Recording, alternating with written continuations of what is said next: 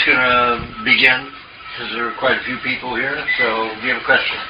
Oh my goodness, I'm the first one. I used to take all the time to think of something. Okay. Pass you. Go ahead. Yeah, I'll do it. I listened to the... Can you speak up? I'll repeat. To the DVDs talked about... the workshop DVDs? Yes. Okay. Yes, about parasites aiding in cleaning. I wonder, is that like a more intense cleaning than just using a regular diet? Yeah, with less symptoms. I don't know, some of you may have read that I incited a tapeworm back in about 2004, right before I went to Vietnam, and I shot out 2 50-foot sections. Now, tapeworm is not one worm. Each worm is a noodle, and then they attach to each other to make the long worm. So they eat separately.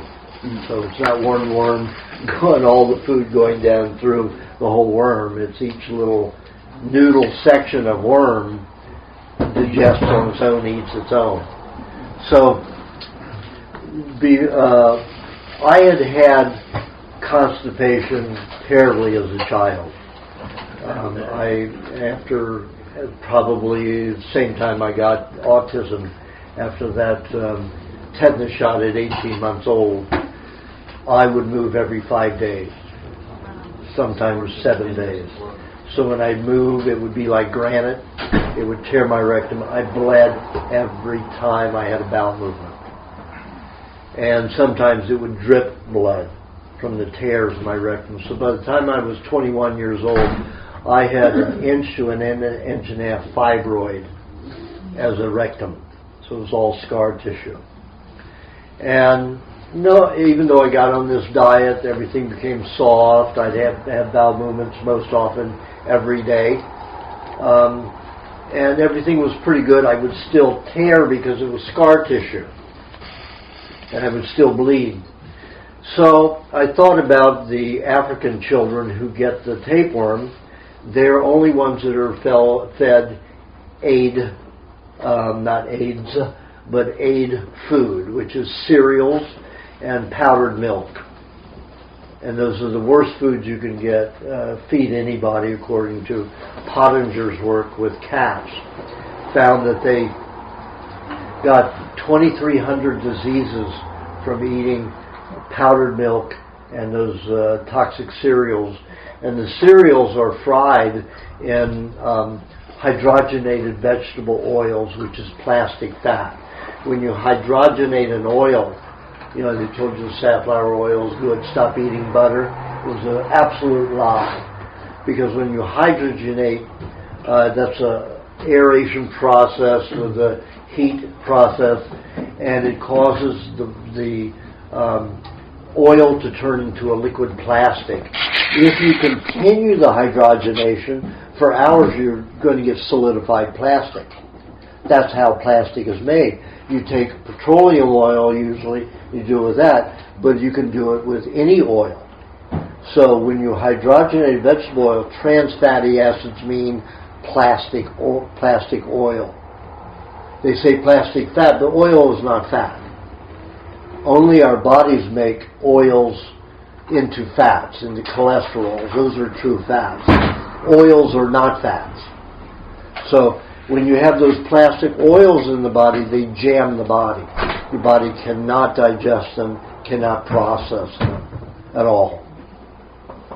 So I knew that all that stuff was stored in my body, my rectum and everything. So I thought about the children who have the tapeworm, and it keeps their bowels relatively clean because that tapeworm eats high sugar products. So it's actually helping those children. When you give those children antibiotics, most of them die. So they were really killing those children. Oh, let's give to the medical profession to help these children with tapeworms. All they need to do is stop feeding them that garbage food, that donated food, and everybody who donated to the company, those companies are run by the food industry because they want to sell their unsaleable food somewhere. They don't want to sell it for a cost or a loss or anything like that. So they get these people who, they'll drum them up, go to some religious organization and say, we want to help you help people. We want to help you help children. Let's go help you feed those children. We'll help you provide an organization. You get donations, and we'll provide you cheap food to feed these people. We'll give you deals. And it's all a scam. That's what happened in Mexico when I was working there with a doctor in southern Mexico. Babies were dying from drinking the powdered milk. Yeah. Dying, dehydrated. Yeah. You have to put them in water. Yeah. So that was the situation. So I decided I wanted a tapeworm. So I knew that the way I had to do it was I had to ferment some milk with some kind of root. So I chose the maca root from South America. And so I went to David Wolf's website. I thought if I want to get a parasite, that's where I should go. So I got his maca root, fermented it in milk for about 3 weeks. So when I popped the top off, the alcohol was so bad when I inhaled it gave me a headache. That's how bad it was. I drank, instead of doing it intelligently, I did it impulsively, and I drank 3 cups of it, of the quart, instead of just taking a half a cup at a time. So I had hives that would not quit. I mean, huge hives. And I was getting on a plane for Vietnam the next day. So I had these cold slices of cucumber and tomato. I'd be going into the toilet and rubbing them, strip mine down and rub them over every hour going into the toilet. That's And that was a detox that was starting too fast. Yes. Especially what you created. Detox, right. That's what hives is? Hives are detox of contamination to the skin where the body has to neutralize the toxin well enough before it put it into the skin. So I'm itching and going nuts with all of this. And then 2 days later, I was in Hanoi, and all of a sudden, I got this craving for onion.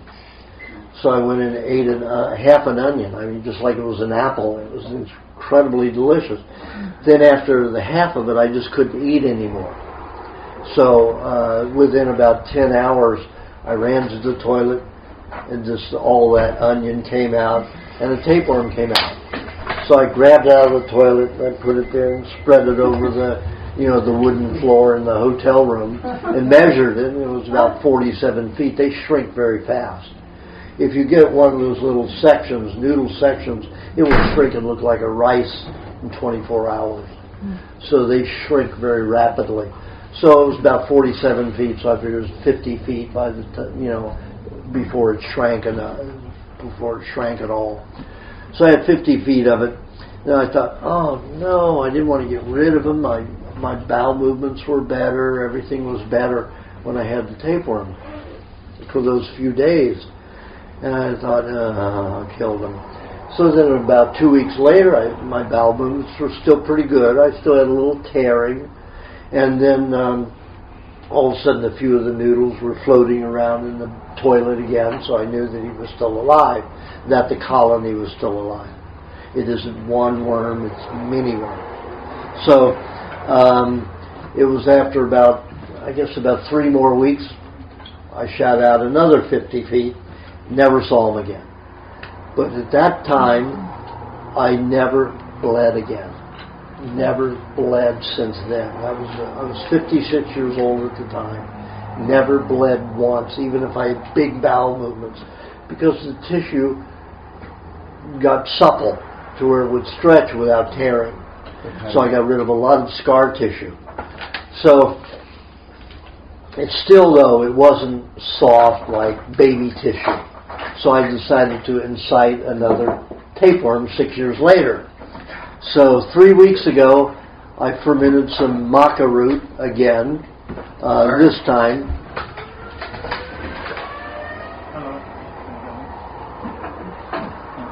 hello. This time, I fermented it in a little bit of milk and some whey. and let it ferment for about 2 weeks this time. And I only drank a cup, and within a week I had little noodles again. And that was about, about 10 days ago, no, about 12 days ago. And while I was in Chicago about 5 days ago, I had a bowel movement where partially digested tapeworms came out. So I started actually digesting and eating the tapeworm. So, Which is a good sign or a bad sign? no, that was a good sign. Good sign. You know, that means my body is actually using them as food. So recycling them in my own body.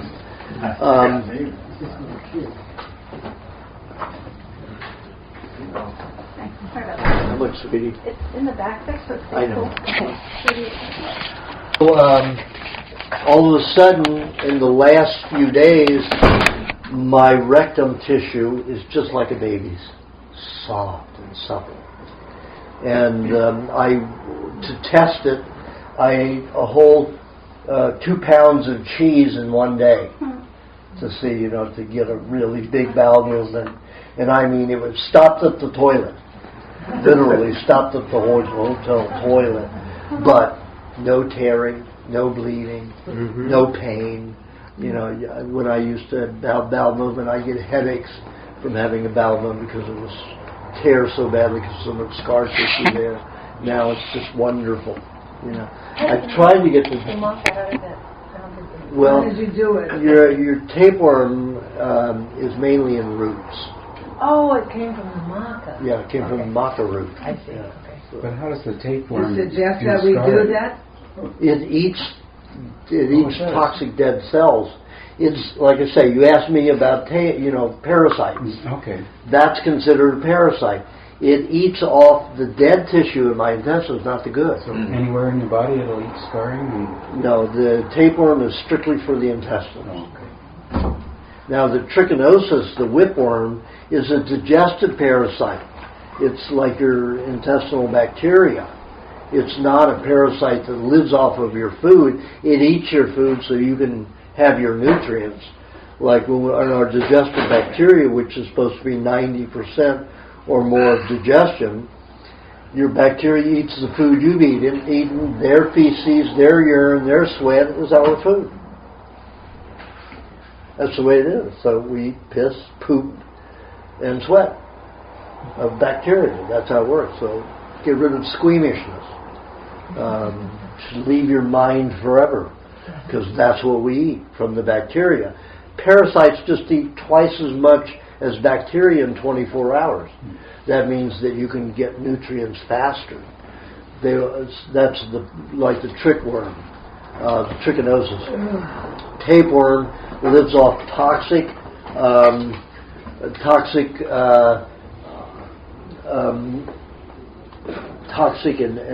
and very weak cells that are built off of sugars, toxic sugars. Even in good sugars, you can cause cells to be very weak. That's why I say limit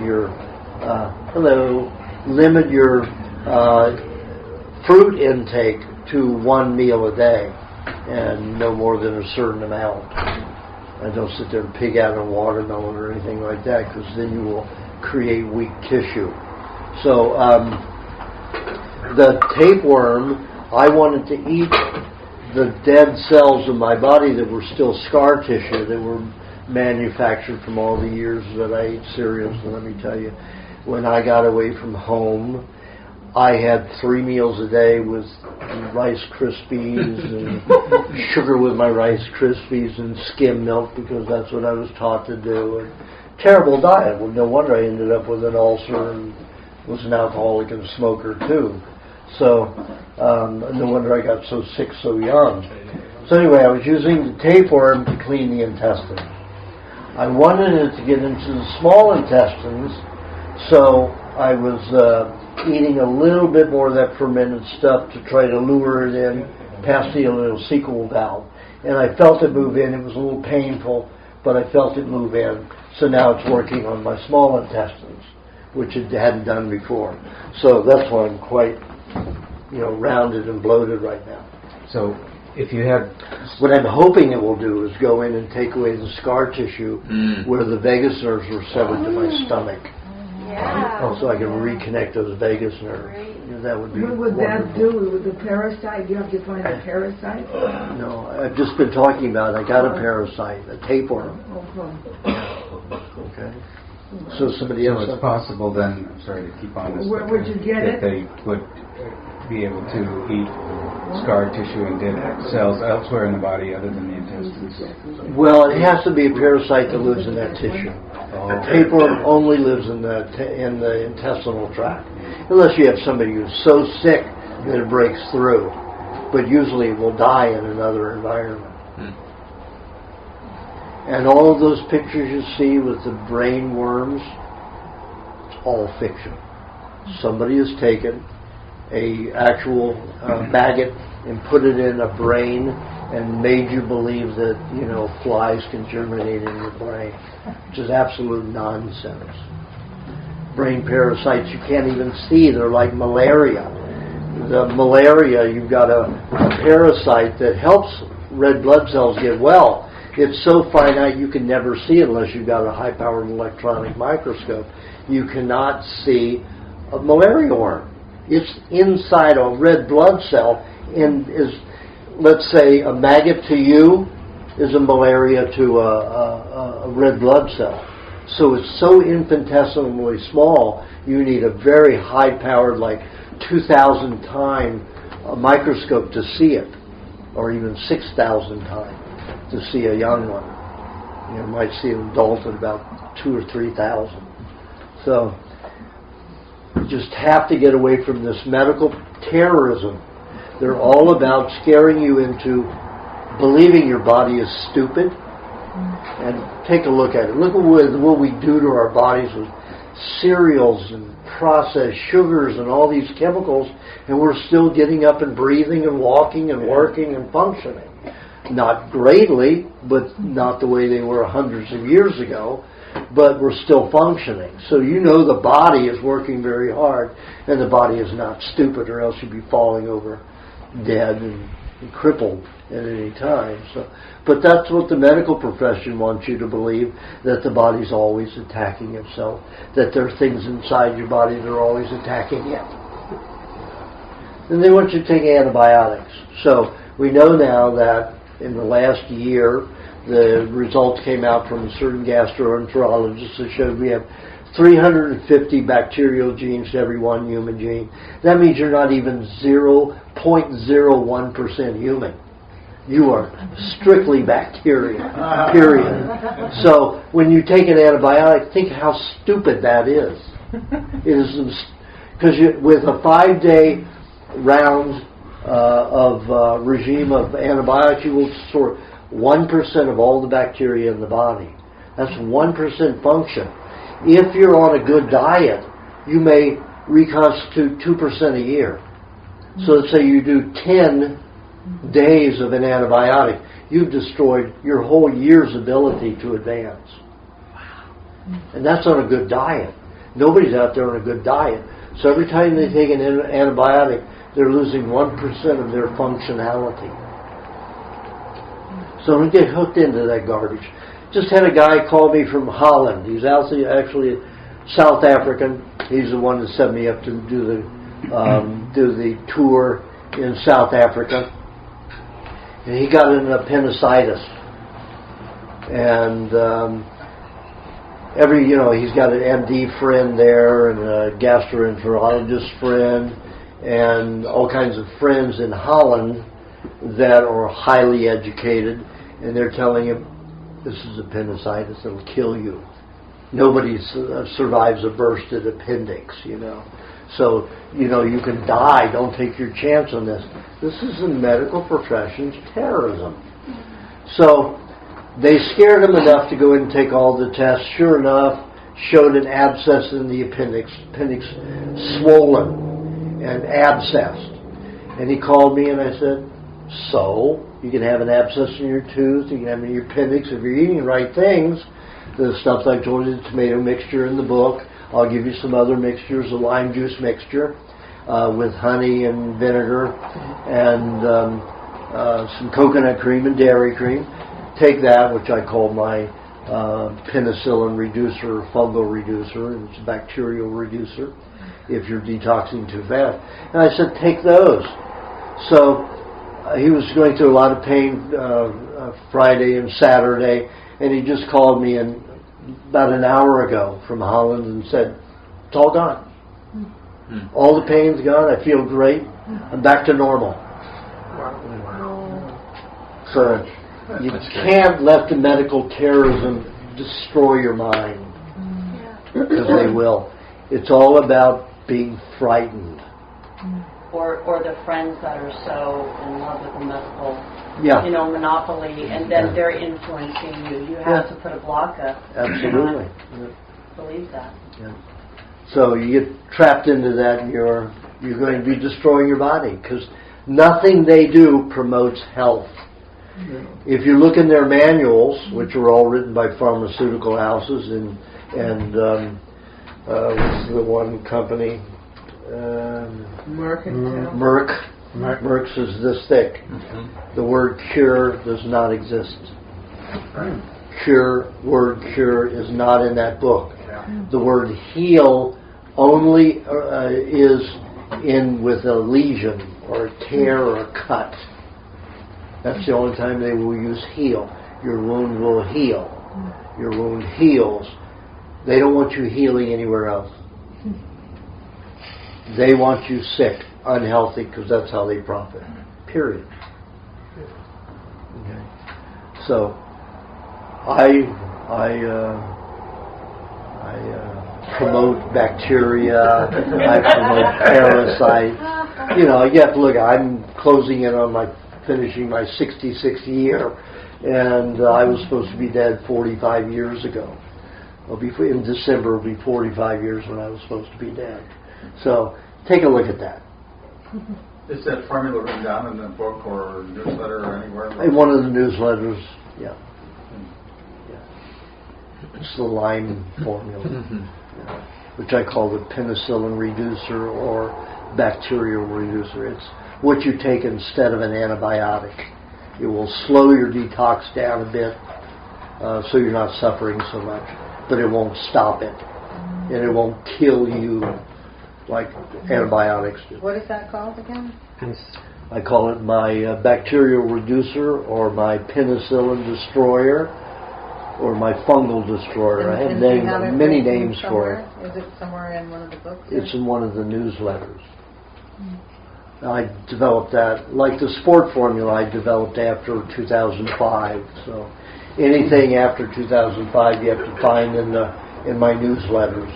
Well, the sports formula has its own page. Anybody can just put sports formula in the search box. Yeah. And you can find that now. So I think, there are 1,500 pages now altogether? Something like that. So there's a lot of, it's like 3 books worth of information in the newsletters. And if you subscribe at $85, is it? Right. It's not my website, it's his website. He's just publishing my stuff that's beyond the books. So, or after the books, post books. So anytime you want that information, it's $85. You get all the newsletters back to 2006. It's so worth it. Oh, it's incredible, yeah. There's a search engine on it, so we can just look up bacteria reducer and it'll pop up the article. It's not perfect. No, it's not that yet. But you get them down, and then you put that in a file, on one file, and you run a search in your computer down that file. And you come up with every place that mentions that word. Well, the newsletters are individual PDFs, so they can be searched. Yeah, that's what I'm saying. If they put them all in one file, all of the PDF files, all 30 of them, in one file, you can run a search engine on that file, and it will search for that word in every one of those PDF files. Great. Okay. So it makes it very quick. That's what I do. Okay, do you have a question, Louis? Yes. So lately I find that it doesn't take much food for me to eat in order to gain weight. I gain weight more easily, particularly around the middle, and I'm I'm wondering about that because if I want to eat more, I know at the drop of a hat I'll gain. Uh-huh. So where am I about that? You mentioned that I'm at the proper weight, so I pretty much stay there. I focus my eating as far as staying at the proper weight. That's fine. It just means you're digesting your food better and utilizing it better. So you don't need to eat as much. There you go. Okay. Or get fat. Well, I suppose you still have a lot of toxins in your body. Okay. Your eyes aren't completely blue yet. So sure. The more fat you have, the quicker they'll leave. Oh, let me give you another thing that happened. I had this one fella. The only real problems I have with patients are patients who've been skinny a long time in their life. And I mean bird legs and bird thin all their lives. So they didn't have any fat to store poisons. They went into the cells. So all their cells are terribly contaminated.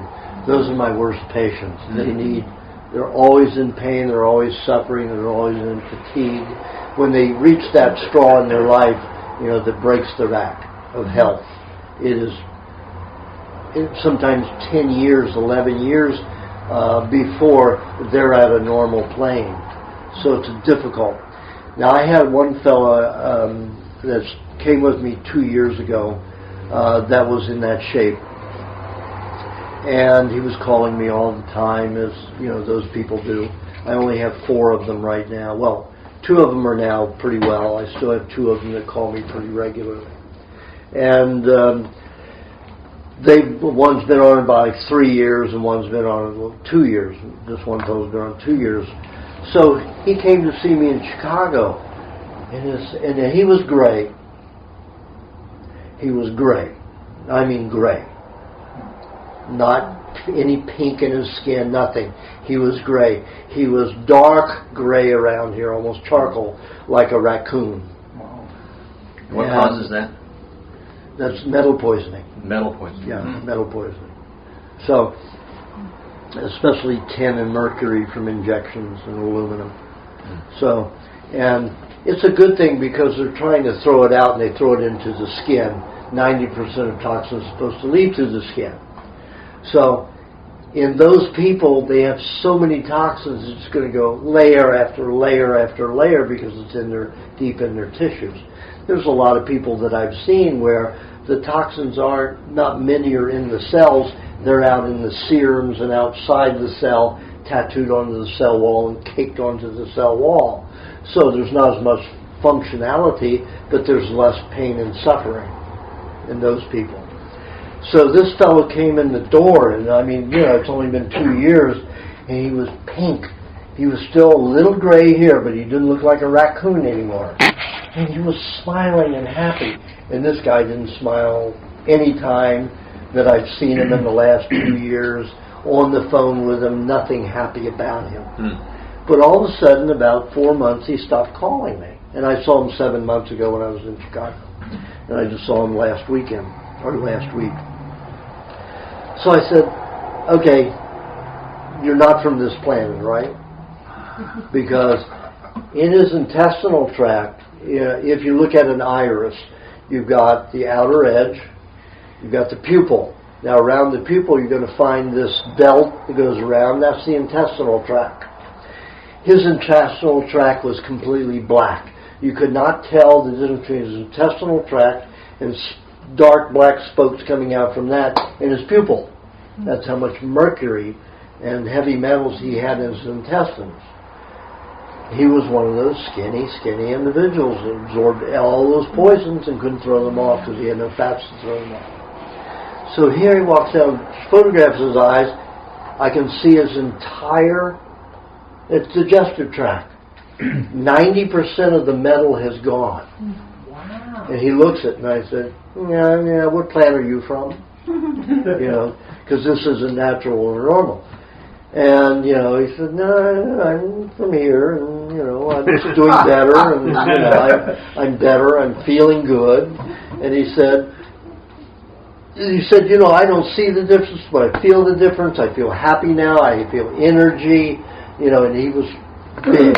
I mean, he went from bone thin, like Jim was and a lot of other people, several other people who were here, were bone thin. Thinner than, forgot his name here. Thinner than he is. Roger. So he was big. I mean, his waist, he probably went from and he's about 6'2". He probably went from a 31 waist to a 40 waist, maybe 42. But he was strong. He had red skin, not all gray except around the eyes. And it was just like a miracle. I've seen that a few times, but the people weren't honest with me. I said, okay, I want you to tell me what you eat. Take me through a day. How much would you eat? He said, well, okay, I'm going to be honest. I have been eating maybe 10 times more cheese than you asked me to eat, told me to eat. I said, I gave you a minimum. I don't care if you eat a whole 10 pounds a day. I just want you to eat a minimum of, a little cube of cheese, a half a teaspoon every 15 minutes. Well, he wouldn't stop eating them. He would just keep eating and eating and eating it and going through a pound and a half a day. And I tell people that's what vacuums and absorbs the poisons out of the stomach and intestines. And in 7 months, he did that. You have to understand, when I give you something, it's a minimum, not a maximum. It's a minimum. So, pig out on the cheese if you have intestinal poisoning and you want to get rid of metal poisoning faster. Get fat for a while on cheese. Cheese will make you fat. You don't digest it. The raw cheese you won't digest. But it'll allow you to utilize all of your other foods to completely build and detox and heal, while the cheese goes through and does main detoxification. So you're able to use all those foods that I tell you to eat. And I tell everybody to eat a lot, with a lot of butter. So if you want to move fast through your poisons, do it. So he had lots like of 1 cheese. pound of cheese a day. Yeah. He's 6'2". Yeah, okay. So He you had may with want to eat butter? a half a pound of cheese. Did he have with butter too? I had, first thing in the morning, I had a meat with a little butter. And several times a day, like once an hour, you have a little bit of butter with so much cheese, just so you don't get too dry from it. Yeah. Like I said, I ate a whole pound that one day that I wanted to test my rectum with the help of the benefits of my tapeworm.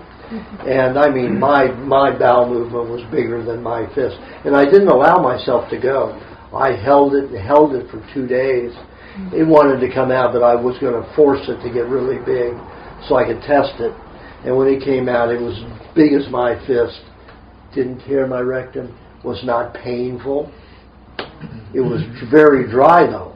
It wasn't as dry as granite, but like it used to be when I was a kid. But that was eating cooked foods. So, anyway, cheese is a fast way to detoxify. Do you have a question? Yeah, mine actually regards to my father, actually same as last time. But right now speak up what? My father right now is losing his vision. According to his doctor, he's had too many strokes in his eyes. Any you could recommend that? And on top of this, he's got a lot of anxiety and depression now going on too, because now he's going blind. He's completely lost it in one eye, and he's probably legally blind in the other eye. What does he do to help himself dietarily? Does he do any of this? Very little. All he can do is put a hot water bottle at one side of his eye one night and the other one the other night. Just allow the eye to expand, because the eye and the ears get the least circulation. And when they start collecting minerals around in that tube, that little bitty tube that goes into the eye for circulation, it's shut down. Can't clean it, can't feed it. And that means blindness. I've done that, and he's paranoid about that, because the one time he's done that, essentially he's like, he lost his vision temporarily after we put on, did the hot towels on there. And not hot towels. well, it was in this case I was using hot washcloths. It wasn't a water bottle. Too hot.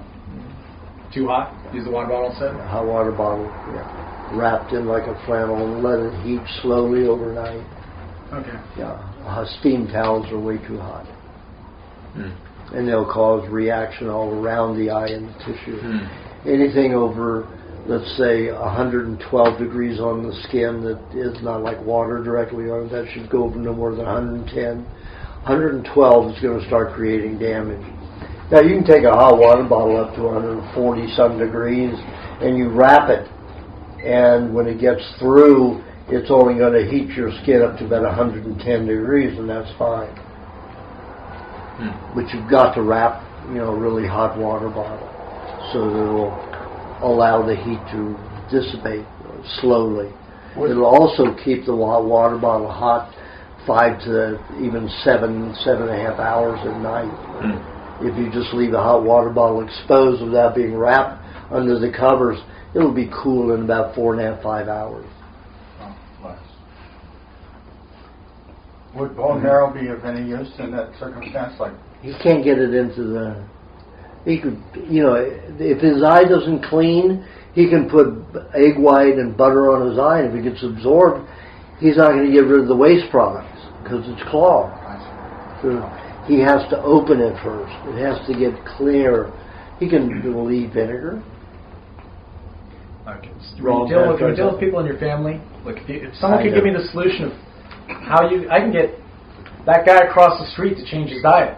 With your parents, My family, if someone give me the solution to that, please pull me aside and tell me how you talk to people that are family.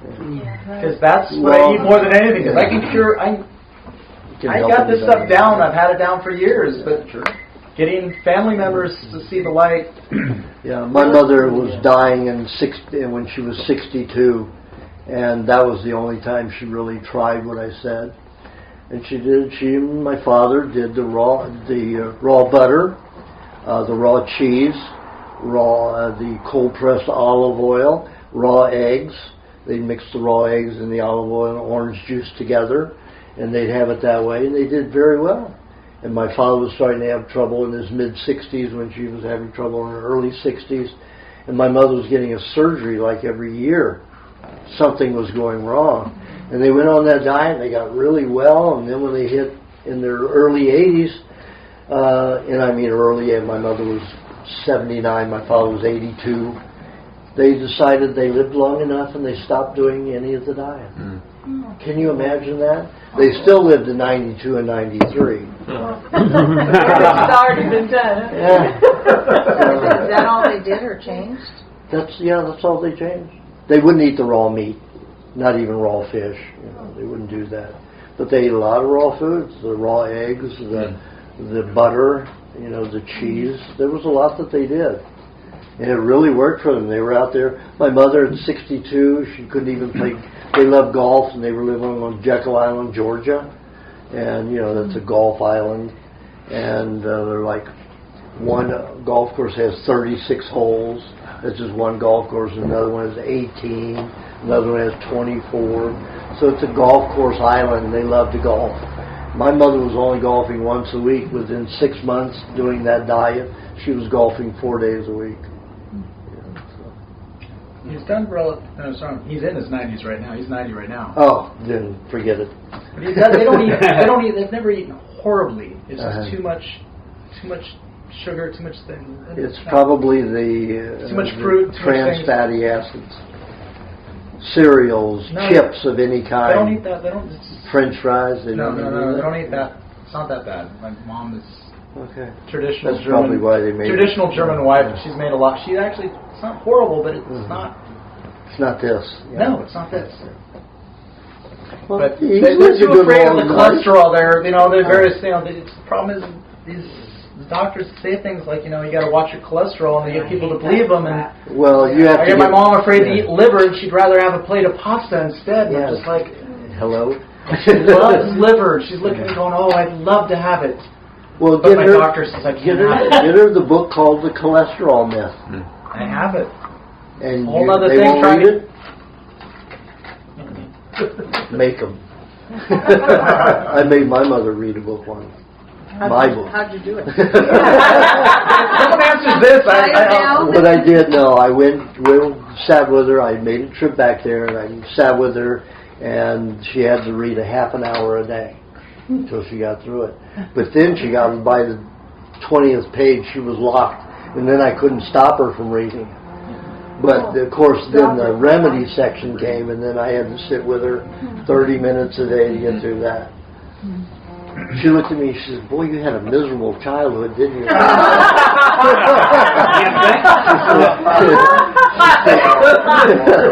She said, "I'm sorry. I'm really sorry. You know, I was just too busy. You know, your father didn't help with raising you at all, and I had to work as a nurse and take care of 4 crazy boys that hated each other. And we all hated each other. And it's like, you know, she couldn't understand it because she came from, she had 12 siblings. They all got along wonderfully. You know, they had their little fights once in a while, but they loved each other. We were having, you know, family reunions as long as they were alive. Now almost all of them are dead. So, and they were all wonderful together. Okay, do you have a question? Yeah. I'm 6 years I've had diabetes, but I'm not a type 2 diabetic. 6 years you've had what? Diabetes. Diabetes. But You're type 2? I'm not. Oh. I'm a type 1. Type 1. And I was consistently for 12, 15 years before that, I weighed 248 pounds, rock solid. 19 3/4 neck, 56 chest, 30 waist. Big guy. I did squats with the back of cars daily for exercise. And it took the medical profession quite a long time. And it was my 7th endocrinologist that finally figured out that I was type 1. No, that I was a type 1 diabetic. Before that, they were treating me as a type 2 and not getting me controlled or well. Unfortunately, I lost 1/3 of my body weight in that period of time. And of that, they figure it was 78 pounds. They figure about 68 of that was muscle. And I was so weak that if I got down on the floor, it would take 2 people to lift me up and get me up. I couldn't get up myself. That's diabetes. Yeah, and they couldn't seem to rectify that. And finally... well, that's type 1. Yeah. Finally, this one doctor has got me somewhat under control, but my problem, I still am trying to build my muscle back, but it's very, very difficult for me to do so. And I met So how John. long have you been taking insulin? About 2 years now. Nothing. I've had type 1 diabetics that have taken medication for up to 42 years. Yeah. Down to 3 units a day just because they want to make sure they don't have a problem. They don't really need to take it. So, you know, it's dietary. All you have to do is get your liver, feed your liver right, and it will work. I mean, your pancreas right, and it will work. Okay. So, and you've only been at it 2.5 years. You haven't had enough deterioration to have a real problem. But you can gain that tissue back very fast. Now, usually what I suggest is that you eat a pound of meat twice daily with a whole lubrication formula with each one. So you've got 2 pounds of meat, one pound at a time, and an entire lubrication formula. It means a lot of fat with that meat.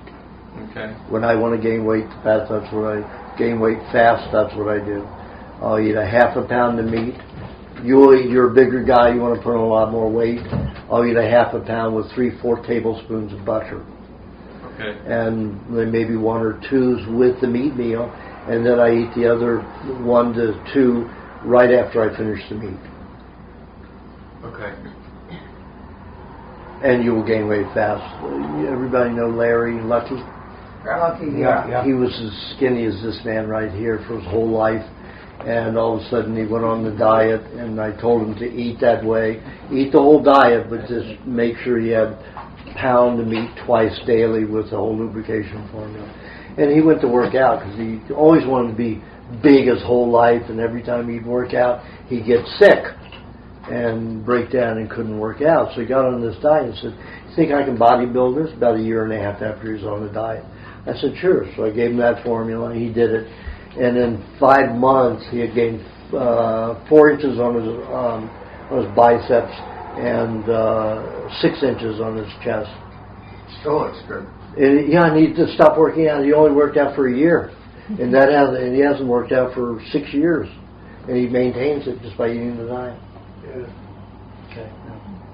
So it's possible. You just have to force yourself to eat, and you don't wait to get hungry. Okay. The honey, that lube formula. And just remember, you always don't go on blood sugar to administer your insulin. You go on insulin when you feel you can't breathe and you can't stand.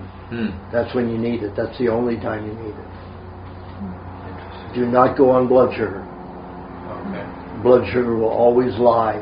It's lying because the pharmaceutical industry has geared that test because they know that a diabetic's going to have up and down all the time, very high levels at times. Okay. And then they talk you into, by doing that, shooting up with insulin every day when you don't need it. Yeah, every day. I was using between 105 and 125 units a day. That's a lot. And since John's got me on veggie juicing, and so I basically do that and meat. So I'm doing a lot of raw liver now. And, there you go.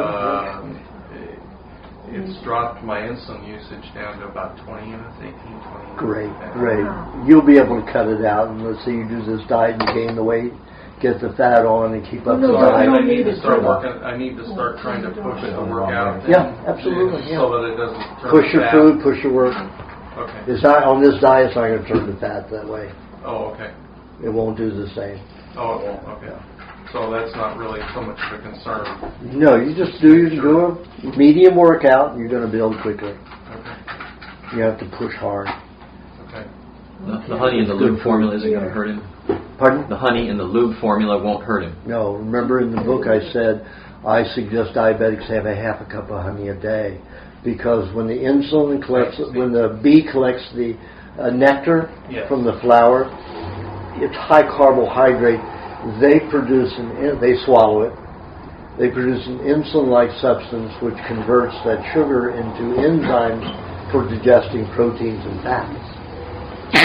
Not all sugar anymore unless you pasteurize it or heat the honey.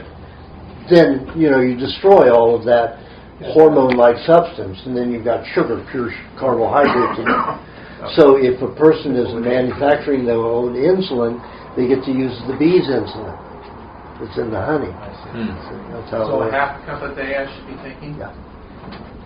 Not all at once, just spread it all throughout the day. Okay.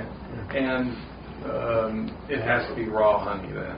Unheated honey. Okay. Cold packed honey. Okay. How do you, That's what you have to is there a way to make sure you are getting unheated honey? I mean, how do you test it for being unheated? I mean, buy it from the Whole Foods market. I have a product list for those that truly make it raw, the unheated. Did you get my product list? Oh yeah, I've got that. Okay, just look on those brands on there. Really raw and YS. YS, They have both of those in Whole Foods. Yeah. And a lot of places. They're all over the place. Yeah, those are true. Always get it in a honeycomb. Get honeycomb. Actually, it's still in the comb. You eat the wax with the honey. You absolutely know. Oh, okay. Unheated. The Honey Pacifica, how about that? Honey Pacifica is good. Well, I've got to say raw and heated. If it's the cold pack version. It's the cold pack. They say cold pack on theirs. I went to the Hollywood Farmers Market one day. It was a summer day. They had the truck in there and the table in there with all the honey saying unheated. It was a hot day. The honey was out there and the truck didn't have air conditioning. It was close to 100 degrees that day. Yeah, but that's The a honey natural wouldn't stay heat. No, that wouldn't hurt it. isn't 95 at our temperature? Yeah, no, I say, no, the honey needs to be down around 92. Okay, 92 it was more than 92. Yeah, but inside the honey it didn't get that hot. Honey has a way to keep itself from getting that hot. If it were that hot, you could feel it, but you touch that honey and it won't be that hot. Maybe hot outside that way, but the honey won't get that hot. Unless you expose it day and night for several days, then it will get that hot. Or you expose it to very high temperatures for a short time, and it will destroy it. Okay? All right. Behind you. Joe? Who? Joseph. Joseph. No question? No. Okay. Do you have a question? You. Yes. Yeah. I just want to know your opinion about alcohol. Maybe. Okay. There are many kinds of alcohol. There's ethyl alcohol that you massage with. Very dangerous alcohol. It's made from petroleum, gasoline, and it will eat into your skin. And a massage therapist, put that on her hands and was coming at me, and I said, "No, you don't. That is a poison. Would you drink it?" "No, you don't drink this." I said, "Your cells are drinking it, and I don't want that on my skin." So I had to get her, to get some coconut oil to take it off of her hands before she was going to massage me. So, ethyl alcohol is a dangerous alcohol. It's a distilled alcohol that comes from gasoline. When you have an alcohol, let's say like a hard liquor, it's distilled. It's like gasoline or kerosene. It will penetrate a cell. The cell has no choice. It's going to penetrate it. Just like if you put gasoline or kerosene on your arm, it would eat right into your arm the same way. Any kind of distilled alcohol is penetrating, and the cell has no choice. It's going to damage cells. Wine is the only one that they do not pasteurize. Let's say if the crop of grapes got a fungus on it, then they would pasteurize that wine. It would be an inferior wine, a cheap wine. You wouldn't even like the taste of it probably. Only cheap winos drink that. But a wine that is not distilled and not, that's raw, like they make from wine, it's still going to do some damage to your nervous system, your nerve cells, and your neurons in your brain, and your liver. Because your liver, believe it or not, doesn't have much fat. The liver and the heart are almost all protein.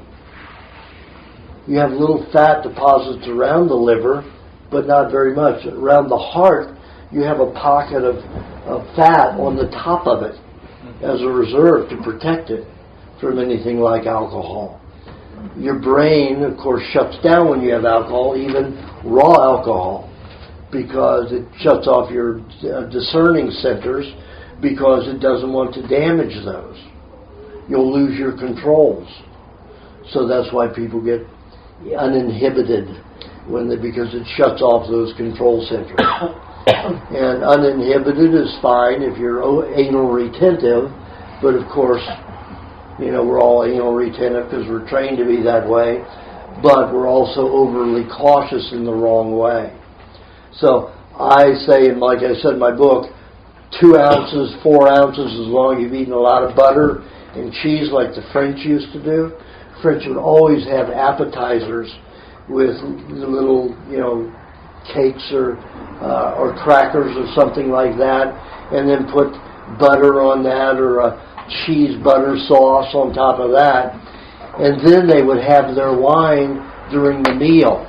So they had all of this cheese and fat there to bind with that alcohol, so it didn't do nerve damage and didn't damage the pancreas, the liver, and heart and brain. So alcohol is not a good thing. You can eat some without having too much damage if you're eating the butter and cheese before you drink it. How long before? So you have to be very careful. How long before you drink it? Should be at least 15 minutes, 20 15 minutes. minutes before you drink, before you eat and drink? No, before you drink alcohol. Before you drink alcohol. If you go in to drink wine. Now, we used to have a raw beer. Most beers in the world are raw, except in this country. They all have to be pasteurized. As of 1987, Coors was the only one, out of Colorado at the time, was the only one that was raw. And then the FDA said in 1986, you've got to stop in 1987, you've got to pasteurize your beer.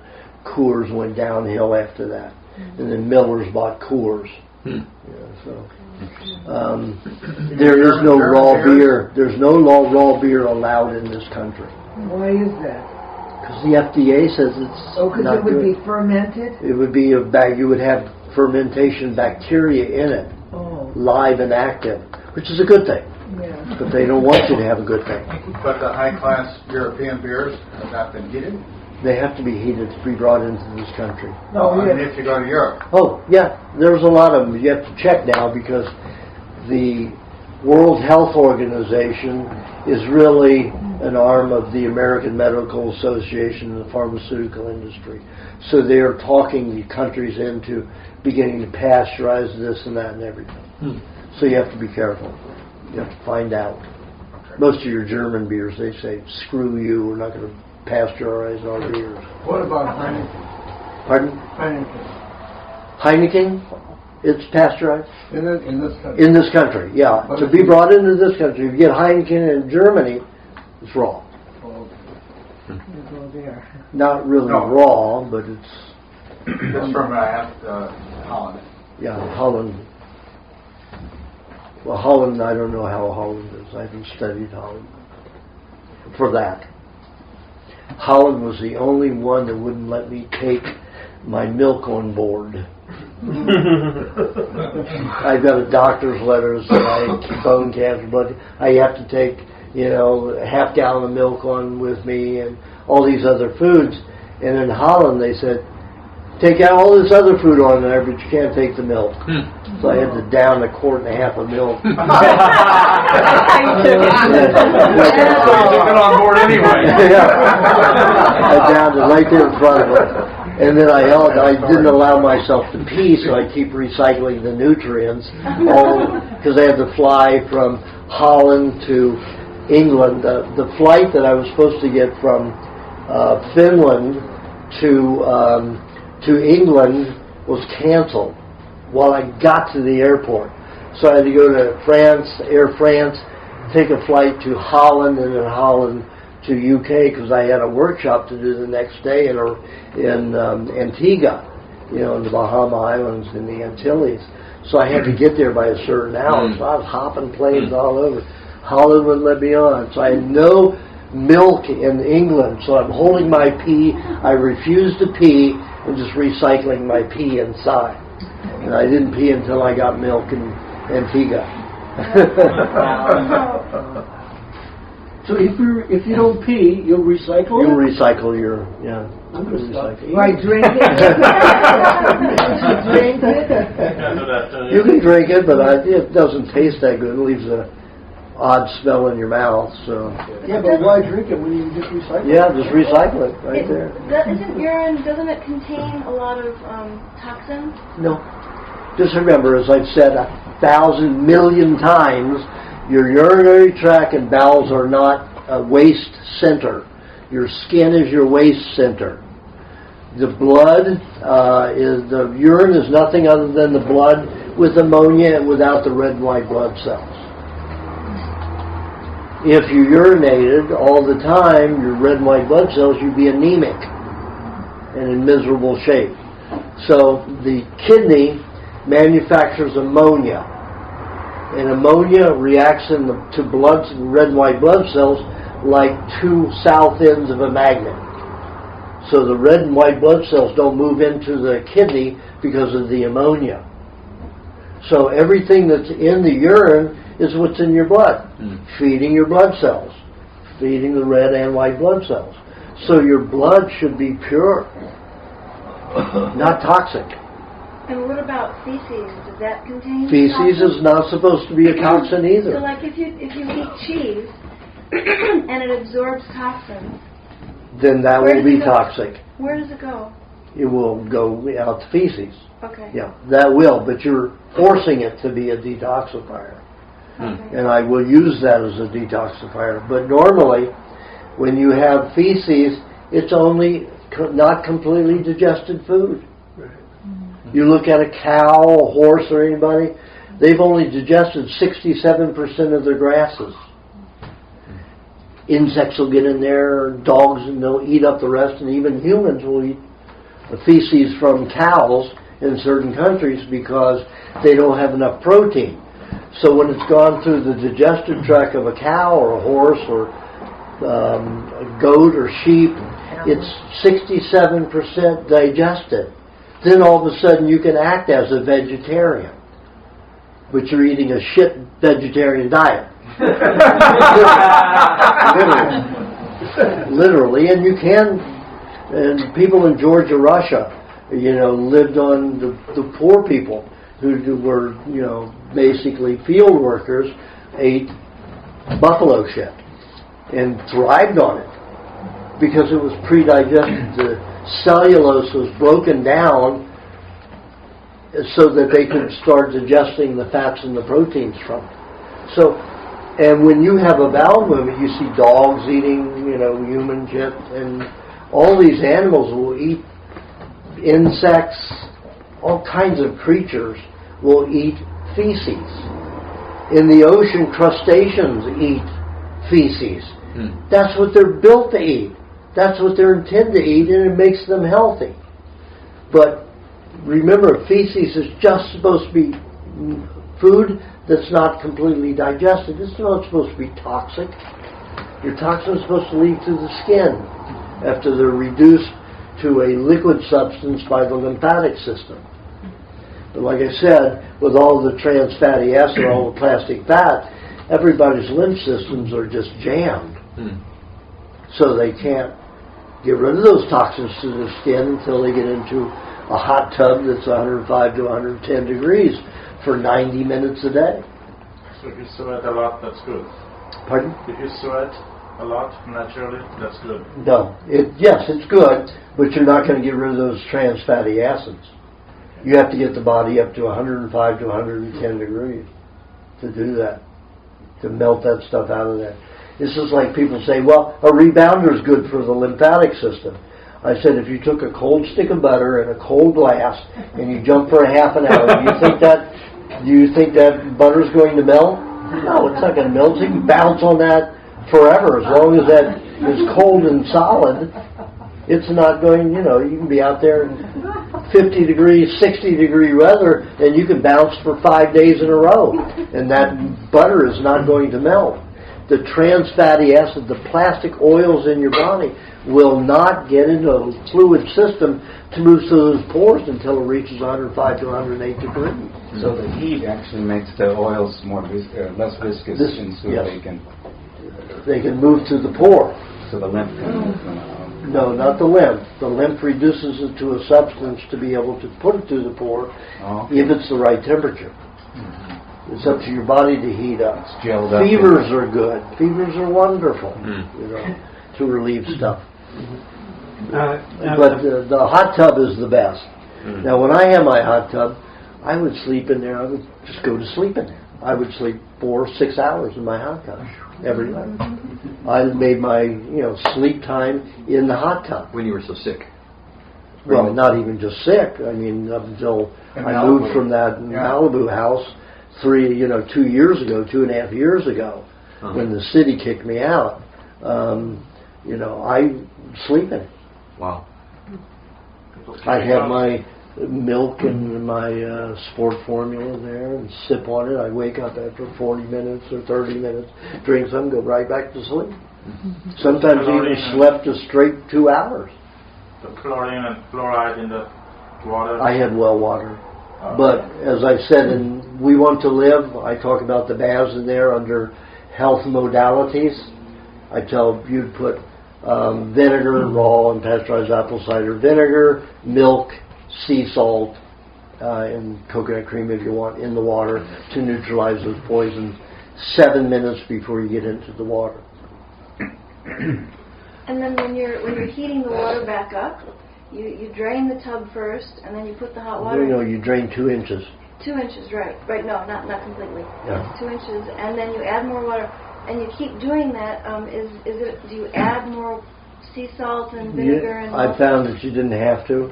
Yeah, it just kind of Because spreads or whatever. the 2 inches that you're adding back and dispersing it as because when you're just putting scalding water and you're moving the hot water like this, it doesn't.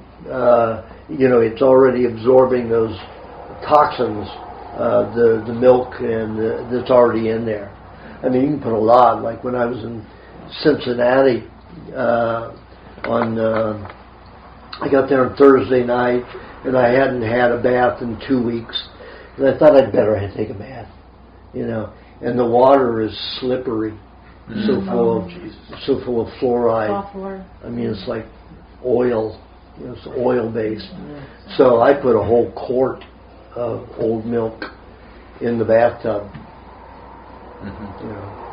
For getting in the bathtub for me for that time. That much fluoride is going to take more nutrients. That's a lot of fluoride when it's slippery like that. Oily almost. Really bad. Okay, who else is back there that has a question? Yes. Back there first. Okay, go ahead. You first. Do you have any suggestion for osteoporosis? Could you speak Also, up? I will repeat it. She asked me about osteoporosis. Osteoporosis is a thinning of the bone. You lose minerals, mainly calcium, phosphorus, potassium, and magnesium, the alkalinizing parts of the bone, which constitutes about 2/3 of the bone. So your body starts using that in other areas because you're not eating the proper foods to get enough of those alkalinizing minerals. So your body starts leaching from its own bone. That's osteoporosis. To relieve that, you eat 3 times a day. I've taken people who've been as much as 32% bone loss, women mainly. 32% bone loss, which is considered severe. That's when you start cracking everything. So you have a fall and you'll break your hip bone. What I have them do is have 2 tablespoons of cheese 3 times daily with 1.5 to 2 teaspoons of honey. Can you repeat that, please? It's 2 tablespoons of cheese, raw, no salt cheese, with 1.5 to 2 teaspoons of honey. And the honey and the cheese have to go down the throat together. So you can mash them or you can put the honey and cheese in your mouth at the same time. Now when you eat anything dehydrated, there are no bioactive enzymes. The food will not digest properly without leaching nutrients from some other area of your body. However, honey is mainly enzymes for digestion. So, when you eat the honey with the cheese, you provide yourself with the nutrients to digest the cheese. Because it is so concentrated, it's like taking this much milk and reducing it to this in concentration of minerals. When you eat it with the honey, mainly it's the minerals. It's a mineral supplement. It would be like taking a bottle of rock minerals that you will never digest anyway, because we don't digest rock minerals. But in cheese form, those minerals are already in food form. We just add the bioactive enzymes of honey back to it, and then we have a digestible food which can replace the bone very quickly. Now, the one person I was talking about that came, they had 32% bone loss. She reversed it in 20 months. Would you also add butter to that? You don't have to. You can. If the person is very thin and fat deficient, I would say have butter with it. Thank you. You're welcome. Okay. Yours now? I have a scar. It grew on my chest when I was about 15 years old. It's grown larger and larger very, very gradually. Chelating? Yeah. Keloiding, I mean. It's incredibly sensitive. I feel that there's veins in it. I did take Accutane around the time that this showed up. Yeah. And, I mean, I've done every kind of cleanse I know how to do. And I've tried a lot of things to take this down because it is very sensitive. Basically, it's a cancerous tumor. Yeah. So you put pineapple, take a little piece of pineapple over there, rub it on, only once a day. Next day you put raw apple cider vinegar on it. Next day pineapple, next day apple cider vinegar, and let it eat away at a little at a time. What your body is doing is putting dead cells there that you're not dissolving inside the body. So it's building there, better on the skin than in your lungs or in your lymphatic system or any of the liver glands or any of those. It's better right there. I've seen it. I've had a lot of people who've had their cancers right here. Now, what about mixing like apple cider vinegar with clay? Not a good idea. Not a good idea. Because the clay is gonna rip the fats out of it, and the fats need to react with the apple cider vinegar. You're going to damage the tissue. Okay, so just pineapple, apple cider vinegar rotated. Yeah. Okay. Is there a brand of vinegar you recommend? Solana Gold. Solana Gold, Solana, is the only one that's aged in wood and stored in wood. It's not stored in wood. Oh, the Brags you don't want us to use anymore? I never said Brags. I've been with Solana Gold for 10 years. So Brags, Brags ferments theirs in wood, but ages theirs in wood, but stores it in stainless steel. Oh no, I've been using Brags used to do the way Solana Gold is, but they sold Solana Gold their extra wooden barrels. Using it was doing harm to you? When Bragg died, his daughter took it over and I changed know, but I've the been whole process. using it for the last so many Well, years. still, it's better than Hanes or any of the others, but Solana Gold is the best. For what it's worth, they don't store it anymore in oak. They do ferment it, but I talked to Solana Gold because I'm going to start getting in our food buying club, and she says we store it in stainless steel now. They did when they start doing that. She didn't announce as to when the date was they changed, but she said we just don't have enough capacity to that's store it. Yeah. in wood that long because we can't sell it immediately after it's fermented. Okay, then there's no difference between Bragg and Solana Gold now. Although, I have to say, when you look at Bragg's vinegar compared to Solana Gold, there's a big difference in the color and the mother on the bottom. I mean, Solana looks so much more concentrated and filled with so much more nutrients. Well, Bragg claims that they don't filter it, but I've seen them filter it. I think they do. I really do. I've been buying it till now. It seems like it's a weaker vinegar. Well, it doesn't have much mother in it. It doesn't have much pectin in it. Much of the mother. There's another brand out there too that Erewhon sells. It's another vinegar. It's also said raw and filtered. I forgot to tell you the Is name. it clear or is it really foggy like Solana Gold? I have to look at it again, or I could Well, if it's return really it. foggy, it's better. Okay. Yes, Jim. I just wanted to ask this gentleman over here if he could take pictures every day. Would you mind taking a picture? I don't mind. When you start on this A thing? picture of what? What do you say, every day or so? I mean, is it going to be noticeably changed? Oh, it takes time. So what, like Yeah, picture but I once a week? mean, let's say he takes a picture once every 2 weeks. Okay. Yeah, I appreciate that. 'Cause people need to know about this, Of course. Yeah, okay. And if it gets really sore and starts seeping or bleeding, you have to cut out the pineapple. Okay. And just put the vinegar on it. Would it also help to eat those internally as well? Yeah, definitely. But usually in the skin, it has to be on the surface. Okay.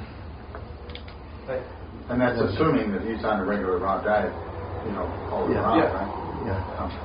Okay. Do you have a question? Yes. I have 3 children, 14 years old, 12 and 9. By the time I realized vaccines and injections are bad for you, my first son had gone pretty much through the full course of all those injections. except the Tdap. When he went to middle school, I already knew. So he had vaccines all the way up to 15 years old? No, up to, he's 14 now, up to 12 years old, 11, 12, 11. So he had almost all of them. 10, I'd say. I found out about this thing. So he didn't have all of them, but close. Not all of them. Tdap, for example, that's required for the middle school. I didn't let him have that. Yeah. But the other two children had less of those vaccinations. Right. They still had some, but less. And this older son, physically he's really good. Everything looks good and perfect. He's doing very well in the school. Really very well, but he's very nervous, in constant need of attention, very insecure.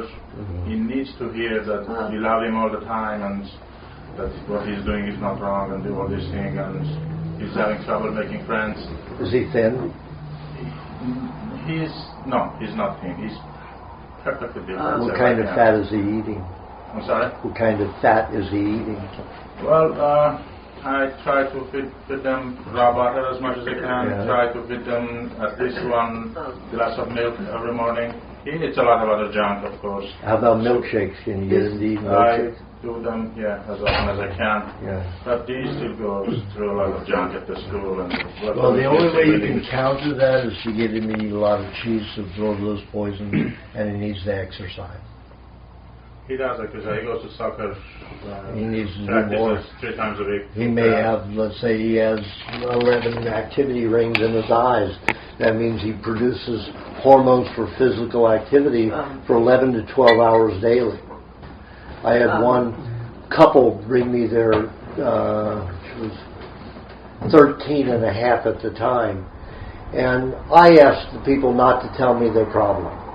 I want to tell them what I see. So I don't want to be, have my mind working at what they've already told me, because my mind will do that. My mind will work as much information as it can get. And I just want to go off of what I see in the irises. So this couple brought the daughter. I shot her eyes. Then she went to the back in a chair, and the parents sat right next to me, and we went over the irises. And I always read the activity lines last. Now, the most activity lines I'd ever seen before in my professional athletes are 11. This girl had 14. And I said, you cannot put this girl in regular school. She has 14 activity rings. She will never be able to focus or concentrate. They're going to label her as ADHD, ADD, and you're going to have a hell of a problem with her. She needs to exercise 10 to 15 minutes every hour for her mind to be open and clear. And they said, that's why we brought her here. And said, that's what it is. And I looked back at the poor girl, and I was going to ask for her idea about that, whether she confirms that, and she's going like this. Wow. That's how much energy that poor girl has. And I said, you need to put her in a sports school, a dance school or something. You can't put her in a regular school. They'll just medicate her to death, and you'll have a vegetable on your hands. So there are sports schools out there, dance schools, there are all kinds of schools, so they put her in the school for that. They're fine now. But they had trouble with her for 6 years in school all that time. And all they needed to be told was this child needs to exercise every hour. I had a friend of mine was a teacher from New Zealand who was a special ed teacher. And she got a job in Beverly Hills at a Catholic high school there, and she wasn't even Catholic. So I thought, something's really wrong there. Catholics don't hire non-Catholics to teach their children unless there's something terribly wrong. So she came home, called me, and she was crying and crying and crying. And I said, what's going on? She said, they gave me all of the worst kids in the world in the whole school, all different grades and ages, all in this one room. And I have to deal with all of them. And she says, I couldn't control them for even 1 minute. I said, it's very easy. Take them for 5 minutes, let them go wild in the room, screaming at and rave. You have to tell the next classrooms that that's going to happen for 5 minutes every class, every hour. 5 minutes, and they have to get through it. Maybe they could do something in their classroom like it.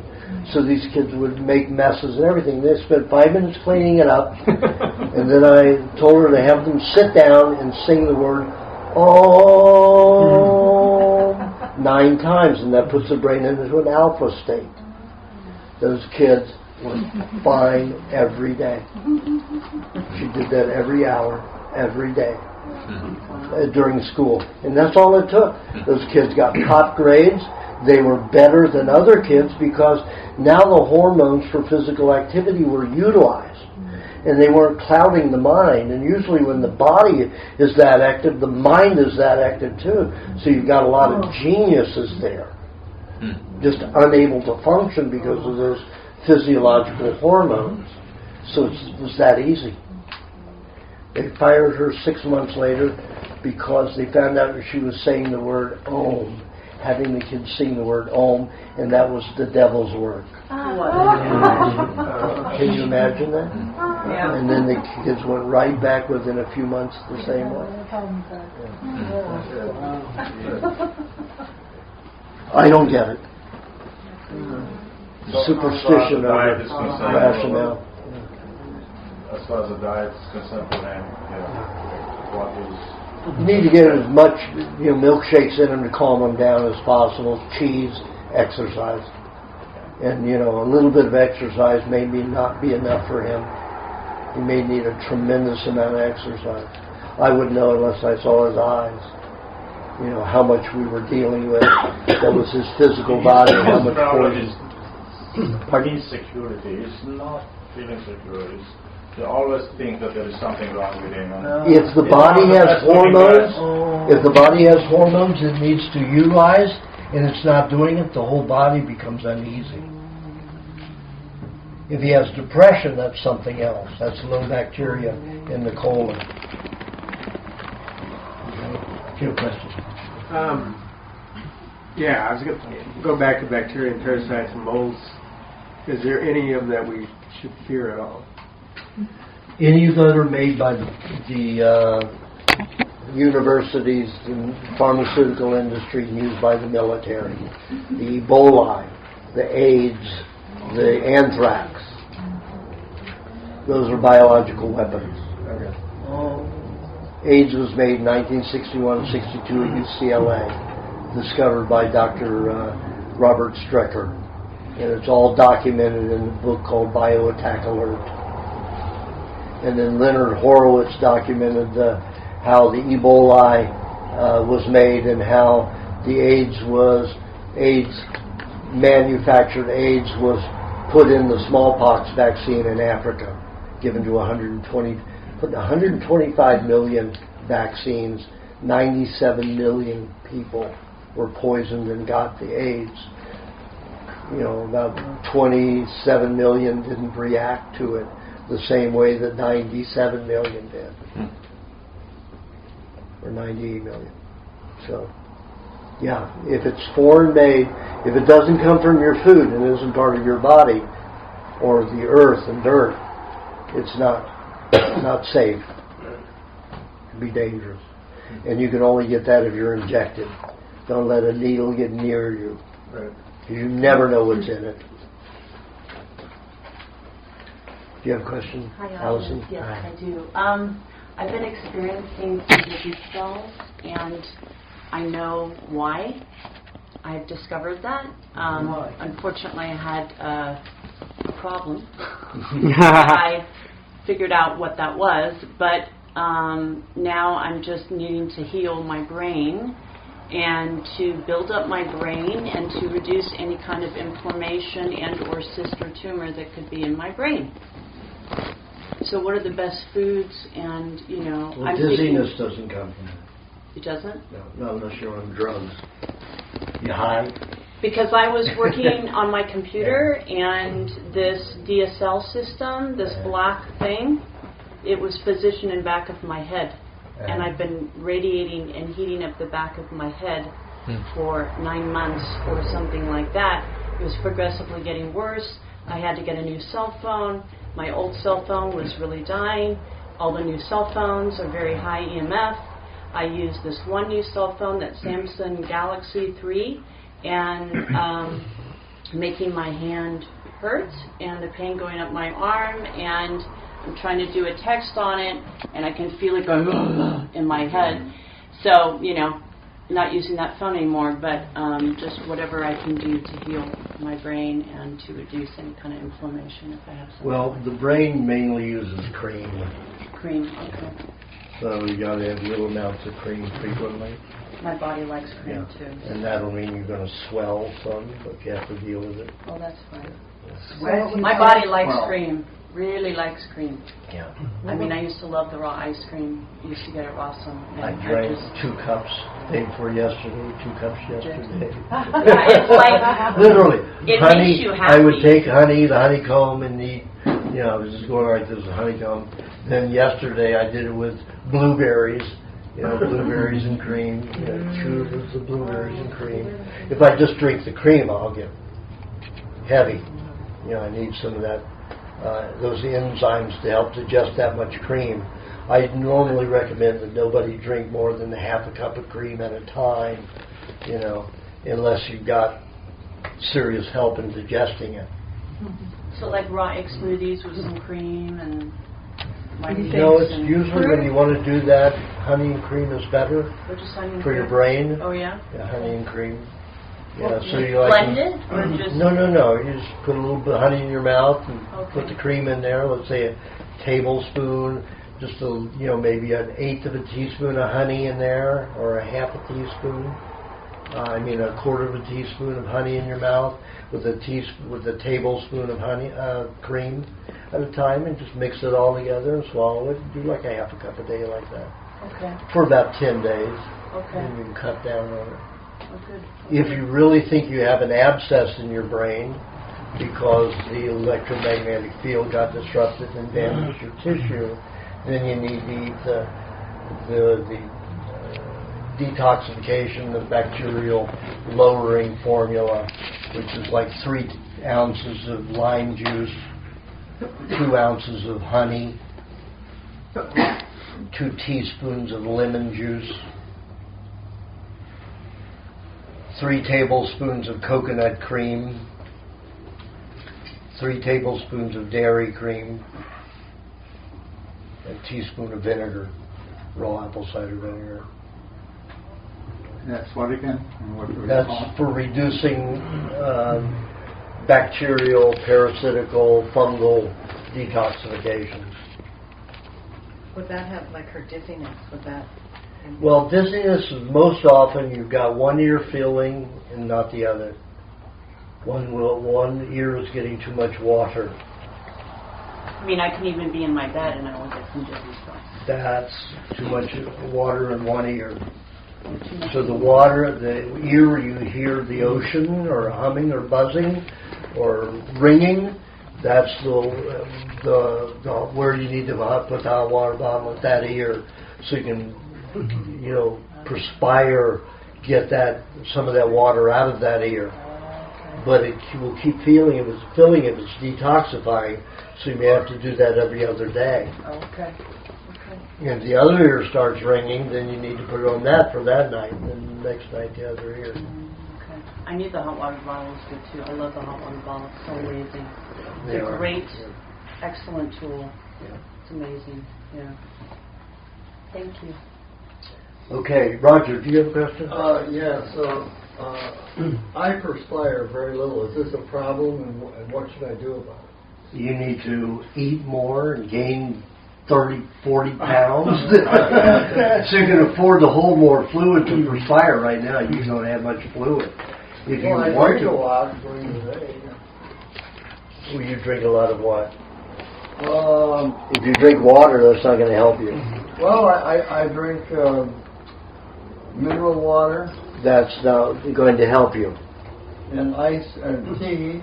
That doesn't help you. A little coffee now. Doesn't help you. You need milk. I do. I drink about almost a quart a day. Well, drink 2 quarts and stop drinking the other stuff, and drink vegetable juice instead of tea. Well, I drink a couple of vegetable juice a day. Okay, then eat. You're a tall guy. You can drink 3 quarts. I drink 2 quarts of milk a day minimum. As kefir. No, not all the time. Really? It's always room temperature or warmer. Most often it's on its way to kefir. But I travel so much that I can't keep it in the kefir form. But it's never cold. Well, I never take more than 2 ounces of cold milk at a time. When I take it cold. And that's if I've forgotten to take it out, and I thought I did. And I go out and have my, like 2 ounces of milk, and I drink that over about 2 minutes. Maybe 2 ounces a minute. So I have 4 ounces at a time, and then I leave the milk out. What I usually do is I'll put it in a bowl of hot water to warm it quickly, so I don't have to wait so long, because I like to sip milk all day long. Is it for everything that should be done room temperature? Or Everything but vegetable juice. I take my meat out the night before that I'm going to eat in the morning, the meat that I'm going to use during the day, and the next morning, actually, what I do is I take my meat on Sunday. I get the big, cuts, the roasts, only not roasted, and I'll cut those into inch slices this way, flip it, cut into inch slices this way, and then inch slices this way, so I have inch cubes. Then I put those into my food processor, so it's no more than this much high, about an inch above the top blade. And then I'll grind that for about 40 seconds, so I pate my meat. And then that'll make 2 cups. So I take these 2-cup jars, stuff them almost to the top, and I do 1 a day, and then 1 extra for the week. So I make 8 a week. So I do all of my meat on a Sunday for the whole week, so I don't have to deal with that. I have time for other things. And I make all of my foods in the morning for the whole day. In my little bag down there, I have every food that I'm going to take till I go to sleep at night. And then the next morning, I will make all the foods for the day. I don't have to do anything with the meats because that's already made. If I have to do juicing, then of course that day I have to spend an hour juicing. So that's a little extra time. But if you want to stay on the diet and do it well, you prepare all of your foods in the day in the morning.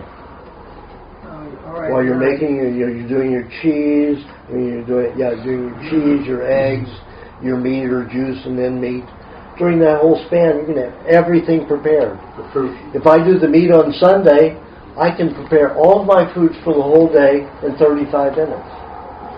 The whole week, you mean?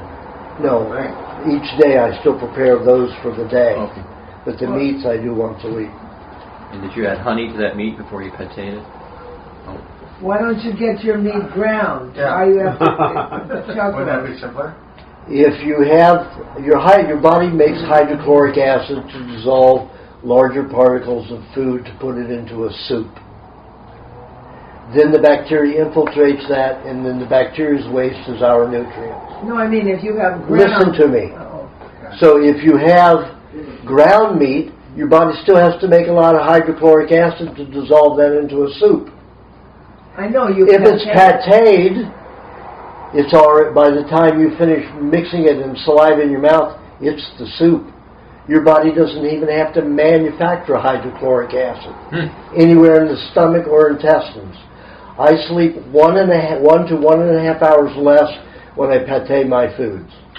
When I eat ground meat, I have to still sleep 45 minutes to an hour more. If I take meat and cut it like I eat meat here, I will sleep an extra 2 hours tonight, hour and a half to 2 hours tonight. Wow. Because my body has to make a lot of hydrochloric acid to dissolve that into a soup for the bacteria to eat. So if you want to maximize your time and energy, don't do something you don't have to do. No, I'm saying pâté your meat. If you have ground meat, I still pâté it. Okay, you can do that. That's fine. Yeah. That's right. So why you buy this? But it can only be ground one. I buy the ground roast, the chuck and those other cuts because it's sweeter to me. When I have it ground at a store, they use a high compression. Maryland sells the ground beef.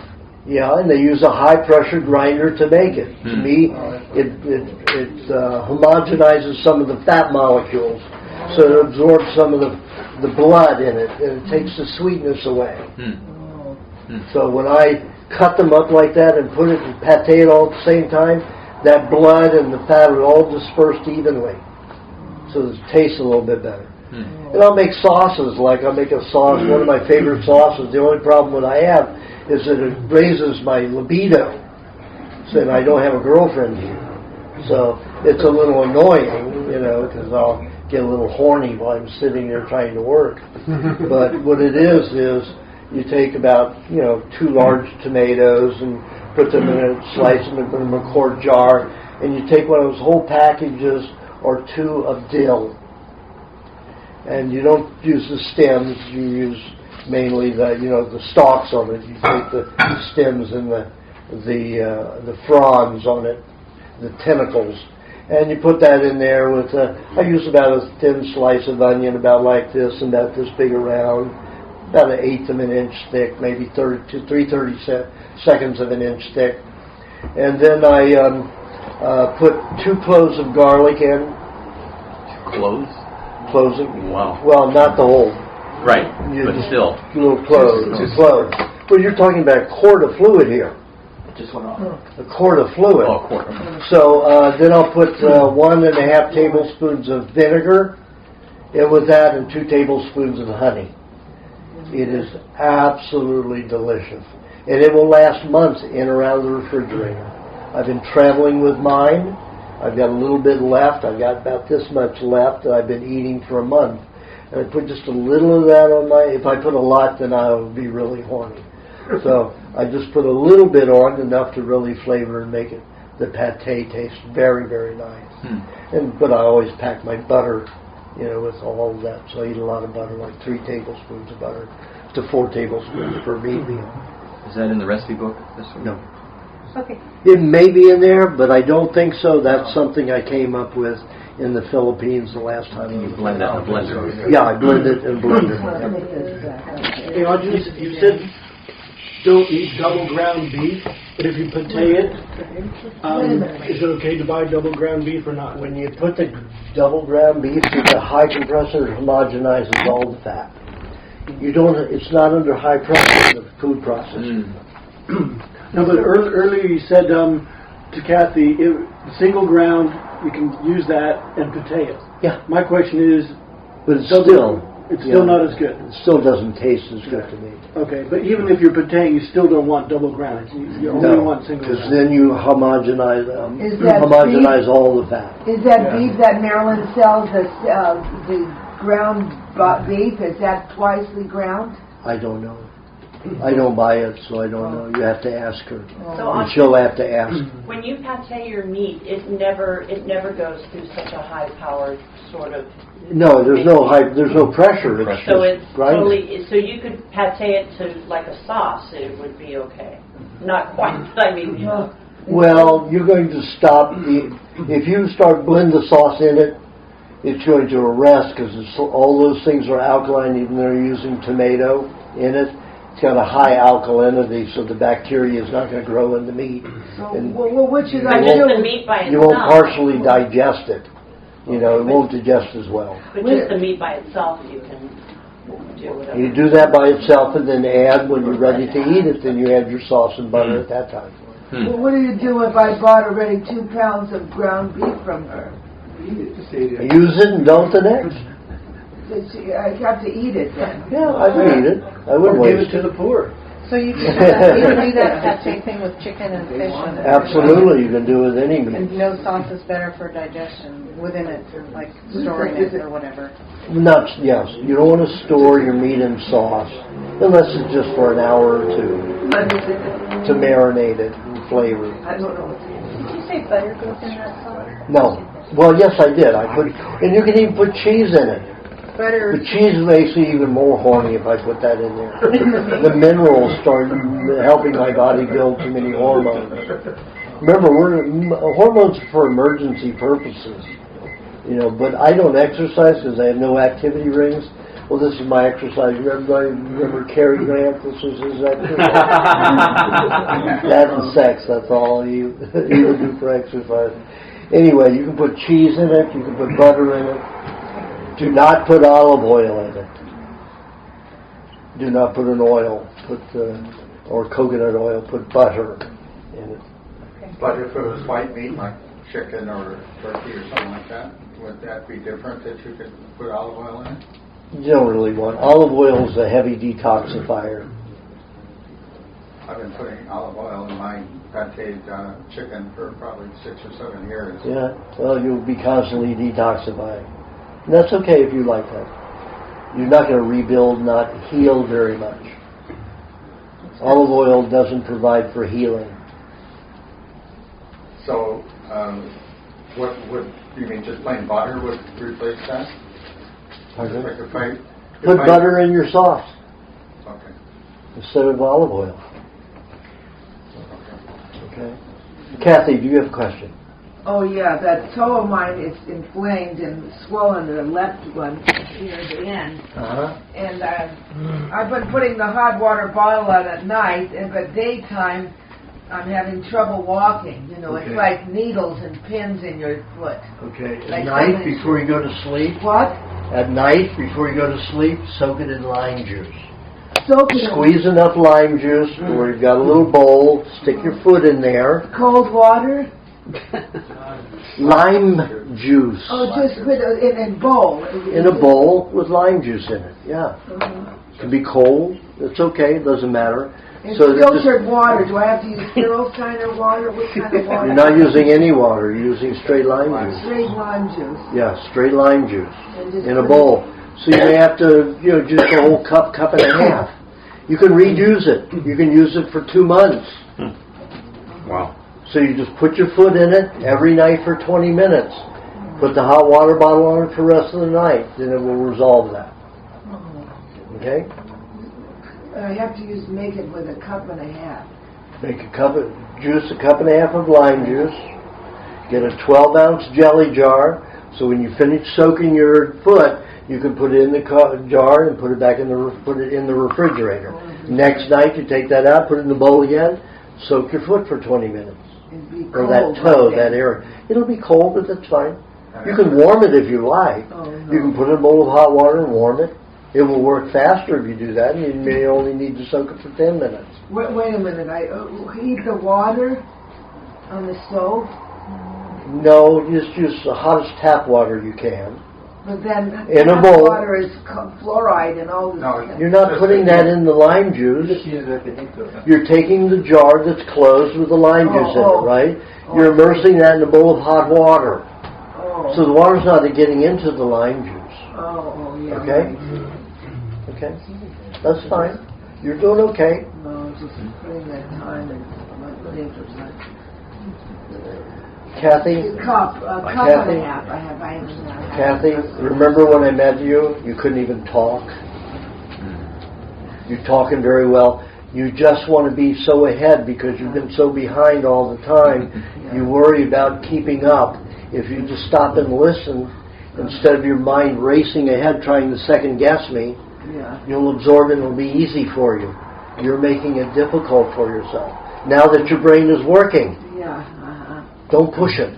It's a good brain. You can sing, you can talk, you can get people to do things. Think about that. You can get lots of people to help you. That's a phenomenal talent. So you've got a good brain, you just need to trust and stop pushing it. Okay? Jim, do you have a question? I got a lot of questions, but one of them is I think I've read up on your remedies for like waking up at night and not being able to get back to sleep. There's nut cake, there's milk and honey, there's the raspberry jam. What else? Okay. What is your problem? I don't know. You go to sleep and you wake up how many hours later? 2 hours. 2 hours, and then I'm awake. It varies, but stop eating the olive oil. Yeah. You're detoxing at night too much. Okay. start eating the butter, start eating more cream, you're going to get fatter again, which is good. But, you're going to be able to sleep better. As long as you keep eating olive oil with your meat, you're going to be in constant detox, and that meat's not going to feed your brain. And anytime you can't sleep, it's a protein deficiency, unless you're on some kind of cocaine or drug that's keeping you from sleeping. Going back one thing, can I just say, what is that main thing that is hurting my toe? What is that? The back? Bursa. What is that? Bursa. It's a little sac that makes fluid to lubricate all the toes. You've got one on each side of the foot. But why now? It's detoxing? Yeah. Anytime you have a problem, it's detoxing. Anytime you have a problem anywhere in the body, you've got industrial toxins in that area that need to be removed. So your body will put extra blood circulation and lymph circulation into it to feed it and cleanse it. That causes a swelling, which causes pain. If your body can use white blood cells to eat that dead tissue, white blood cells in the bloodstream eat dead red blood cell tissue. So the lime is like in your juice or in your foot, it does just antibacterial. That's why lime juice will reduce the need for having white blood cells there. So you're thinking ahead of me again. So I wanted to take other people. They're not as smart as you, okay? So when we have white blood cells, they eat dead red blood cells. They keep the blood clean. Their waste is nutrients. It can be reused in the body. It doesn't even have to dump into the intestines. Anything that a white blood cell, as long as it's organic and pure and natural, the waste can be recycled in the blood. Okay? When your body doesn't have the proper bacteria or parasites or fungus in a particular area, you will get pus. Pus is white blood cells leaving the bloodstream, going into an area to eat up dead cells, dead tissue. That's all it is. So that's why your dogs and cats, anytime you're pussing, they'll come over and lick your white blood cells. They know it's good stuff because there's very little toxins in it, but you're losing all these white blood cells. And remember, you reproduce your white blood cells, red white blood cells in the bone marrow. It's a slow process. Plus, they have to mature in the bone marrow, and when they're mature, they enter the bloodstream. So it isn't like they divide and then all of a sudden go into the bloodstream. They have to mature, so there's only so many red and white blood cells that can manifest, that can breed in the bone marrow at a time and mature and get into the system. So there's a limit. So whenever you're losing white blood cells in pus, it's a huge waste. Lime juice coats any toxin, so your body it doesn't damage cells, surrounding cells, so your body has to call in white blood cells to eat them. So what will happen is, when the body throws off that toxin to the skin, it'll be a little dry area where you just scratch it off. So instead of having pussy in the big area of the skin which is red and inflamed and pusses, you have a little dryness in that area, and you'll just pick off the toxin as it comes out to dry skin. Easy way to do it. Okay? So, mainly it's a protein deficiency, how come the raspberries and honey works? Because they have a tendency to raise sugar levels, or pull out glycogen out of the body. But there wouldn't be, you couldn't do the blueberries and honey or some other berries. I mean, it has to be raspberries. No, it could be any berry. Really? Any berry. But that's just a quick fix. It's not going to remedy your problem. The problem is you're having olive oil with your meat all the time. Well, with chicken. Yeah. Okay. Okay. Maybe do that 2 days a week? Okay. Well, I all my meat, see, I have at least 50%, sometimes way more, beef or bison. And then the chicken, which has been, marinated olive oil. Well, first with lemon, then the lemon poured off, and then a fairly small amount of olive oil and onions or something like that. But I could put butter in there and try butter and honey in the cream. The food processor. Food processor. Yeah. It would be better because remember the brain uses more white meats than red. Eyes use more red meat, the ears use more red meat, but the brain itself uses more white meat. So if I wanted to be smart like I was as a kid, I could eat a lot of white meat. Yeah, but with, not with olive oil. Yeah. Once in a while, maybe 2 meat meals a week out of 14. Okay. You're welcome. Yes. Hi. Hi. Well, the question I have is really what I really want to ask. Excuse me, I'm going to get upset here. It's okay. Be upset. It's a relief. Crying is the best thing you can do. It actually transforms toxic hormones, like old toxic adrenaline and hormones that are made poorly out of old toxic stuff from years ago. It actually transforms them into endorphins, which relax and heal the body. Great. So cry all you want to. I can come back to you in a second. That's right. Okay, so in 2010, I had a hemorrhagic stroke for reasons the doctors can't explain to me. Okay, fine. All right, so for the last... Let's resolve that one right now. Hydrogenated vegetable oil. Okay. Okay, the other thing was, so for a year and a half after that, I had great recovery. I've been on the raw diet for like a year, and during that year, I ate a lot of fish. And I guess, it helps or something. Anyway. Yeah, but now the fish is contaminated. So I stopped eating the fish, right around June or July or whatever. And since then, I have lost all my recovery. Yeah. Well, you just have to go for some fish that's not from the Pacific Ocean because of the Fukushima radiation. You need to get it from Nova Scotia or Where do you get that? New England. You go to Santa Monica Seafood Market.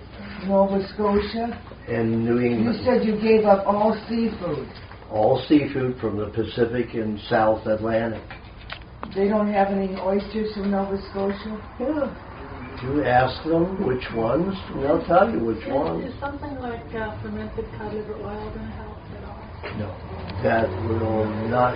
You need to heal yourself. You've already had the damage, scar tissue. Well, I don't know. I feel like I'm saying it. I healed a lot, and I recreated a lot of new neurons and blah blah blah. And then I lost the ones that I created. No, you just have a block. You still have You probably still have the trans fatty acids blocking your brain because they collect. They have a tendency to, like sand, and collect. Oh, she isn't here this week, this time. Rosanna, she passed a bunch of little crystals from her urinary tract, and she hit them with a hammer, and they wouldn't even break. They wouldn't even dent. That's plastic oil. When it is solidified in the body and collect. I had one of those pop out my nose one time. I took a sledgehammer, wouldn't even dent it. Would not even dent it. Scary. So, that's what's blocking your brain. The only thing to get rid of that is the sport formula and hot baths and hot water bottles on your brain, on your head. Hot water? Hot water bottles on your head. That's what you have with a wrap it with a towel. When you go to bed. Yeah, you wrap it with a towel, you told me. Yeah. But the thing is, it comes down to here, and then it cuts here. I feel I can't move. It hurts me. Put it a little higher. Oh. Can I ask you something about those hot baths? I heard you recommend those hot baths a couple times. Would that be the same as like saunas or sweat lodges or? Saunas are a minimum of 132 degrees. Those are the infrared. And to do that. And your skin starts being damaged at 110 degrees. Destroy the vitamins and enzymes in your skin. Imagine what it does to your sinuses and your bronchioles and your lungs. Bath, do you have... There's 2 places in his book where you Okay, so it's in your book. Yeah, it's look under health modalities under VAS. It talks about it there. But the best thing is to get a hot tub because it's a straight temperature. So there's no up and down with it, and that really works much faster. You can't get that unless you have it. You have to have it someplace to build it. Yes, you do. If you have an apartment, not possible. No. So in terms of what Jan just said, she had some recovery, and then she stopped eating fish, and she said, okay, and she lost some of her apparent recovery. And why would she lose the recovery? Getting blocked, the same centers that she damaged before were blocked. Not that she's lost the recovery, it's blocked again. The recovery is blocked. Yeah, the transmission of synapse and axons and ganglions are blocked again by the plastic fats. Okay. So even though she's recovered, I haven't been eating any plastic fats. I've been eating the raw diet. So they're in your body and they're going to be transported and moved all the time. And does fish help unblock the plastic fat? No, it does not. It helps build neurons and nerves, but it does not help clean it. Vinegar will, pineapple will. Those will help unblock. Those help unblock and heat. Oh, okay. Vinegar and heat, hot bath. Vinegar, pineapple, and heat. Hot water bottles. Tomatoes are also help clear the brain.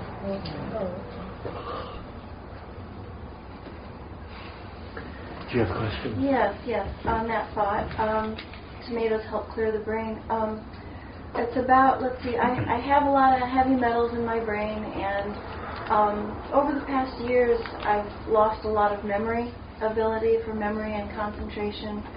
And while I like it a lot for my artistic sense, because my cognitive brain isn't interfering with my creativity, I kind of enjoy that. However, I need my cognitive centers in my ability to concentrate and memory. So what I've been doing the formula with the berries and the coconut cream and whey and milk and honey and etc. that you recommended last time. I've been doing that, alternating it with the cheese.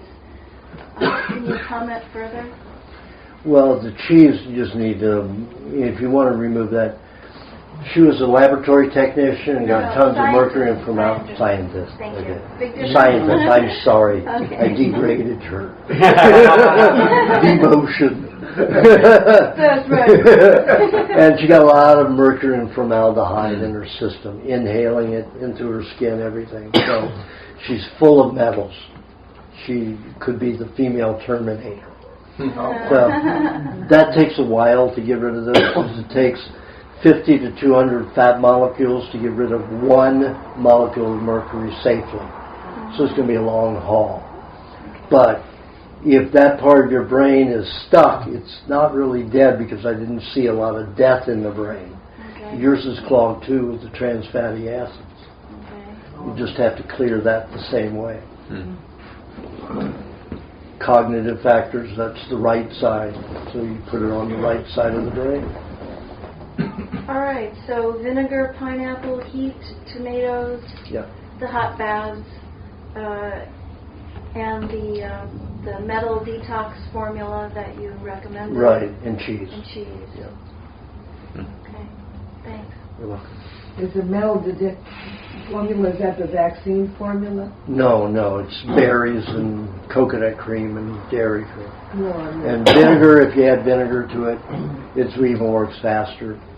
But it's just a problem with the vinegar and the berries and coconut cream and all that. It tastes so good, people start chugging it.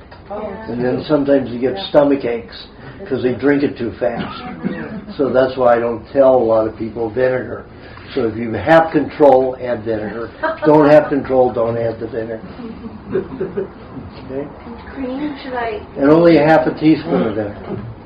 Should I, you mentioned last question, cream for the brain.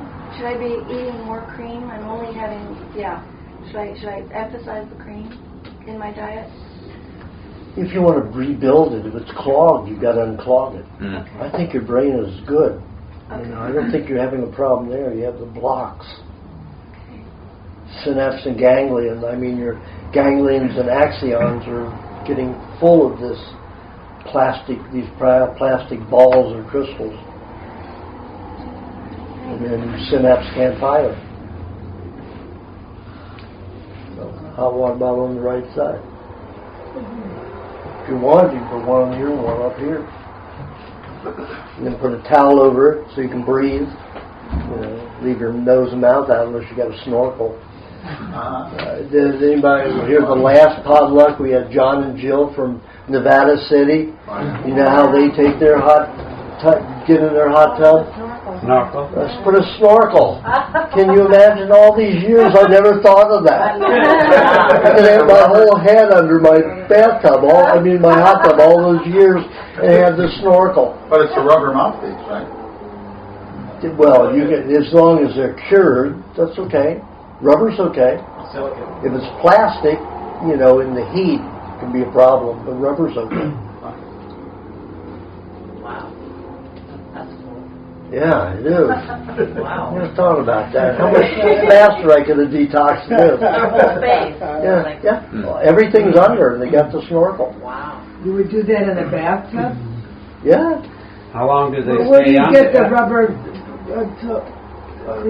Sporting goods store. snorkel? The snorkel, yeah. And how long do they stay the entire session under the... I didn't ask that. Yeah, I wonder how long they can be. The conversations are very interesting. Well, in my hot tub, I had it was a Greek tub, big tub, 10 feet in diameter, and then I had a area to sit on here, and then the open pit in here.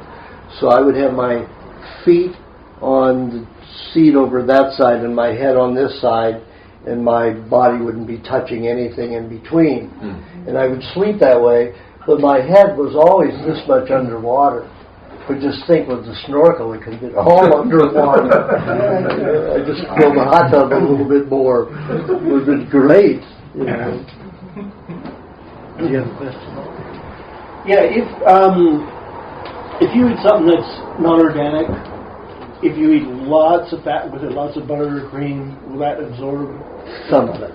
Not all of it. No, not all of it. Now, there were some laboratory tests that came in about 2-3 months ago that showed that organic food had 5 times more pesticides and garbage on it than non-organic food. That means that people are like the Bushes, like who bought, and their own Whole Foods Trust, the Bass and the Bush family of Texas. They are propagandizing. They are poisoning you purposely.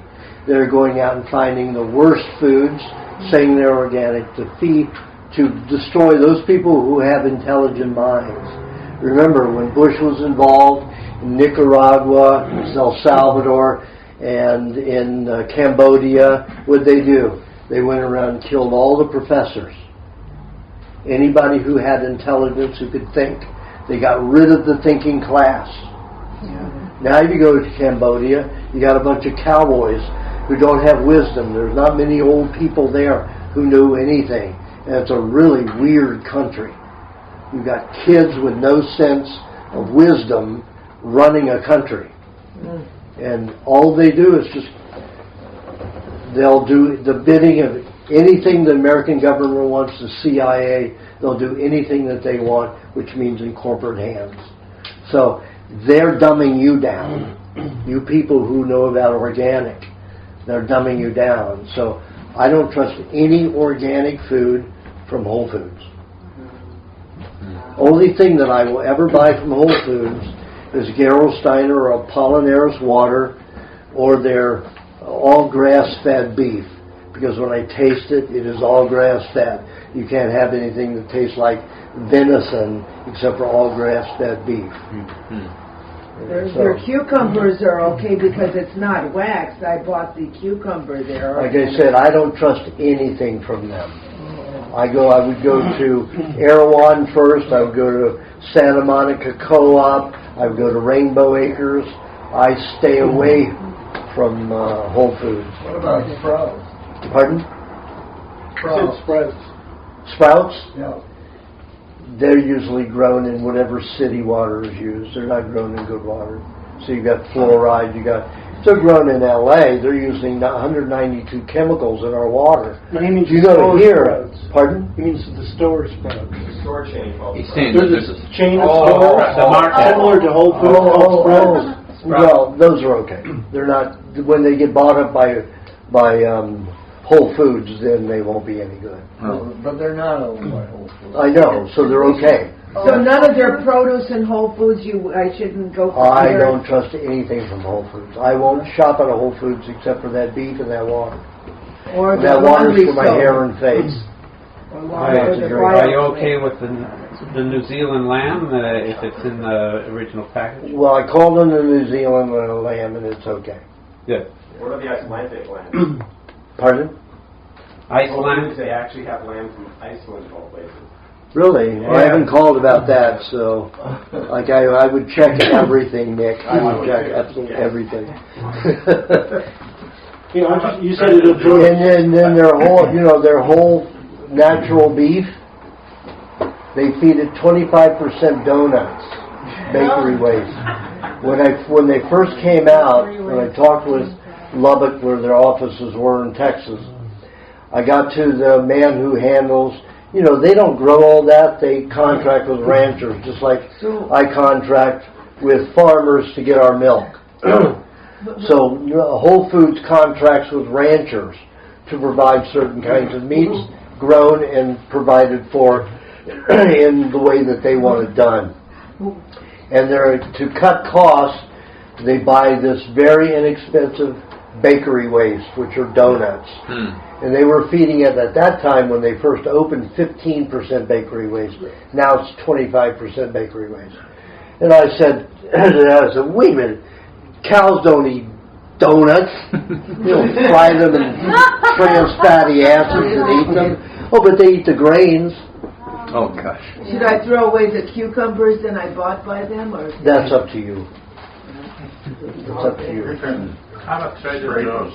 Pardon? They have some organic. Trader Joe's? Trader Joe's, that's a tough one too. That's a very tough one. They cut a lot of corners to get cheap foods. And they lie. I caught them lying quite a few times. So you can't really tell whether they're true or not. So basically we don't know what to eat. Well, that's why I say you've got to know your farmer. We've got to make contracts with more farmers. That's why I put all these farmers together. That's why I'm spending thousands and thousands of dollars fighting the government for farmers. Farmers, in farmers markets, you were talking about? No. Are there any Amish? Those guys are garbage. Any Amish in California? Amish farms? Too expensive. Land is too expensive here. They go broke. There are a lot in Kansas. Kansas is the next place I'm going to recruit. Good. For bringing our produce in, are you talking about? Everything. Like I said, we don't eat much produce, so I don't worry about it. For celery or cilantro. Well, like I say, go to these other ones. You go to Erewhon. Erewhon, yeah. I know the people. I've known people at Erewhon for 32 years. There's new owners there now. Yeah, but they sold it. But Teddy's still there and Alan's still there. Oh, okay. And I've known them for 32 years. Hey, you said the fat will absorb some.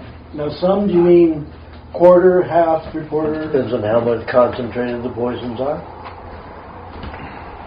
Like if you got 5 times the pesticides normal in your commercial that are in commercial, in your organic, you can eat probably 5 tablespoons of butter with a half a pint of berries and not clear it all. If you have cheese with it, you're likely to clear it all. Oh, really? Oh. Cheese and butter, or cheese and cream. So that'd be good, like for an emergency. You know, I mean, you couldn't. Let's say you couldn't get grass-fed. All you could, you had to shop at Ralph's. So you could have cheese and butter with that meat. Yeah, but you have to understand that those toxins have caused mutant genes in that meat. So not the best thing in the world. Like you say, you need to cut meat up and store it. Lewis has started, to make a storage of meats. What you do is cut them up. I dry them for 30 minutes on each side. That's 4 sides, in the sun, 30 minutes on each side, just to seal the blood in. And then I coat it with olive oil, and then stick it in a quart jar, a half-gallon jar, with maybe a cup and a half olive oil in. I stuff the meat down in there tightly, and then, of course, the olive oil will go up to a certain point, and then I'm going to stuff more meat in. I'll put more olive oil. So I've got about this much olive oil covering the top of the meat, and then still this much airspace, about 1/2 inch to 3/4 of an inch, because it's going to outgas a little bit. And when you see the top bending, bowing, you let that gas out and put it back on. And it usually won't. You only have to do that 2 times. I kept meat that way for 10 years. And I had 10 of them that I made, and each year I took out, it was for the, Y2K. And I knew why I was a programmer, so I knew that Y2K was just a money scam. Crashing computers. No, it would just make a lot of your figures bad, as it changes dates, but it's not going to destroy anything, not going to create a bank catastrophe or anything. So these programmers made billions of dollars, including, that guy who ran for president from Texas, Perot,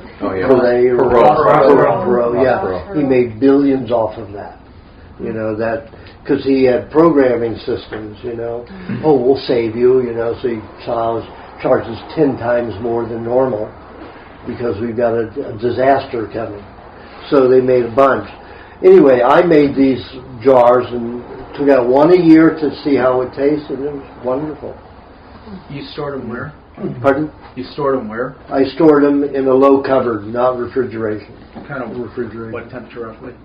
The room, I didn't use heat, and I was in Malibu Mountains, near the top, so at the warmest it probably got was 98 degrees in the daytime, and the coldest it got was probably 30 degrees, 35, 36. It was just red meat or all kinds of meat? It was just red meat. It was all venison. It was a deer. I find that when I pate the meat and I really stuff it in those ball jars and with no air in it, it just stays but I am putting it in the refrigerator, it's staying pink. Yeah. It's like, is that something similar to what you're describing? No, that's an entirely different way of keeping it, but you still have to keep it refrigerated. Okay. I do keep mine like that. When I pate it, I keep it refrigerated. But when you're storing a lot for emergency purposes, you're not going to have a refrigerator when the electricity goes out. So you have to need something that's going to store meats without refrigeration. Could you pate it and then just cover that with a thin layer of olive oil? No, I don't. No. When I'm putting it in the refrigerator, I'm making my pate for the week. No. I'm just saying, as an alternative to the way you said, I'm saying, could you also pate it? I don't know. You can try it. Okay. See, I haven't tried it. What do you coat it with? What do you have? One of those brushes? Yeah, a basting brush. Oh, it's nylon. What is it made out of? Nylon, not nylon. Or? Well, they have some that are made out of boar's bristle.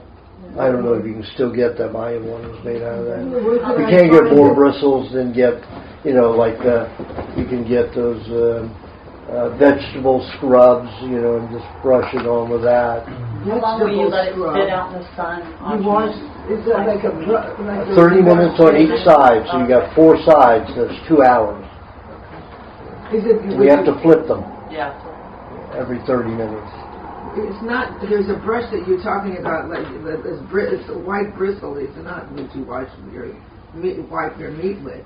It's like a vegetable brush you're talking about. Well, I was giving two alternatives. I was talking about the vegetable brush or the brush. You can also go to a paint store, an artist's paint store, and find a natural bristle larger brush, very expensive, may cost you $30, $50, but then you know it's natural, and you keep that for, olive oil won't break it down. I have brushes that are 36 years old that are fine paintbrushes when I used to paint, and they're still good, and I always clean mine with olive oil. Do you know where an artist shop is around? There's Michael's in Santa Monica. Okay. Do you have questions? Yeah, I've been experiencing more than normal for me, like diarrhea, nausea, bloating, smelling hard, lack of appetite. Like for me, that's not like the normal. Intestinal detox. Cheese. Absorb all that stuff. Remember, when you have gas and you have swelling like that, that means your poisons are mixing with your digestive juices. Cheese will absorb those. With honey? So they don't mix. Without honey? No. Remember, when you're detoxing, cheese is not to be digested. It's to absorb the poisons and move out. So if you're using no salt raw cheese, you won't digest it. There are no enzymes in it. But the body will use it to absorb those toxins and move out the bowels. If you eat honey with it, that's to digest the cheese. You don't want to digest your poisons, redigest your poisons. So when I tell you to have cheese for detoxification, it's without fruit or honey. With that volume of cheese that you've been talking about for a couple hours here, I've tried eating cheese with butter and it doesn't seem to do anything. Cheese just creates constipation. Jim, you are one of the most fat deficient persons I've ever met. It's going to take you another 10 years to catch up on getting the fat, the butter in your system, the fat that you need. So just more butter. More butter you need in your diet. Okay. And you may need honey and butter together to digest it all. It depends on how well your liver's working, producing enough bile. The bile is produced by the liver. That's the only thing the liver is supposed to do.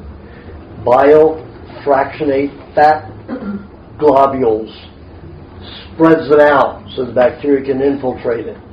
Without the bile, fat molecules cluster to balls. Now, you mentioned, and as far as cheese, you mentioned to me 30 minutes after a meat meal, you eat a couple tablespoons of cheese with some honey. That seems to be an exception to... No, let's go over this again. After you have the meat meal, 25 minutes after that, you have a little piece of cheese, maybe 1 or 2 cubes, to absorb the poisons. 10 minutes after that, you have the cheese and honey. Just remember, I always say 10 minutes before you eat anything, you eat a piece of cheese. So you're not getting the poisons into your food. It will be absorbed into that cheese first. And that includes the cheese with the honey. You have the cheese 10 minutes before that, plain cheese or cheese with butter, 10 minutes before you have the honey and cheese. Okay? Question, Michael. I've had a rash, and as you know, on my legs for a long time. It seems to be getting a little bit worse. I use egg white, butter, and bone marrow. The egg white is treated like a burn, and butter and bone marrow for the itching. But it lets me sleep at night. But it's been 2 years now. You just have to remember that you've got toxins coming out that skin constantly, either from your joints or from the bone itself, discharging in that place. Now, I will experiment with my advanced cancer patients when they come to me. So I had this woman that had the same thing like that, but around her breast. And it was half gone. Now I saw it yesterday, and it was starting to grow back at the actual breast. First time I've seen a breast starting to grow back, then it was already collapsing from the body breaking down the cancer in there and dissolving it. So her whole breast, and I told her that I'm used to people losing a breast, naturally. So they don't lose all their lymphatic glands around, that'll keep them from having lung cancer. But her breasts actually started growing back. But what started it was, I told her to start packing it with cheese. Taking a little cheese and milk and mashing it. Getting into a paste and put the cheese over. Stopped all the bleeding, stopped all that deterioration, and started a healing effect. So that doesn't mean that she's not going to have trouble later, because she still has to get rid of the dead cells that make up the tumor. She still has some hardened tumor over here. All the tumor up here is all gone. It's just soft and breast again.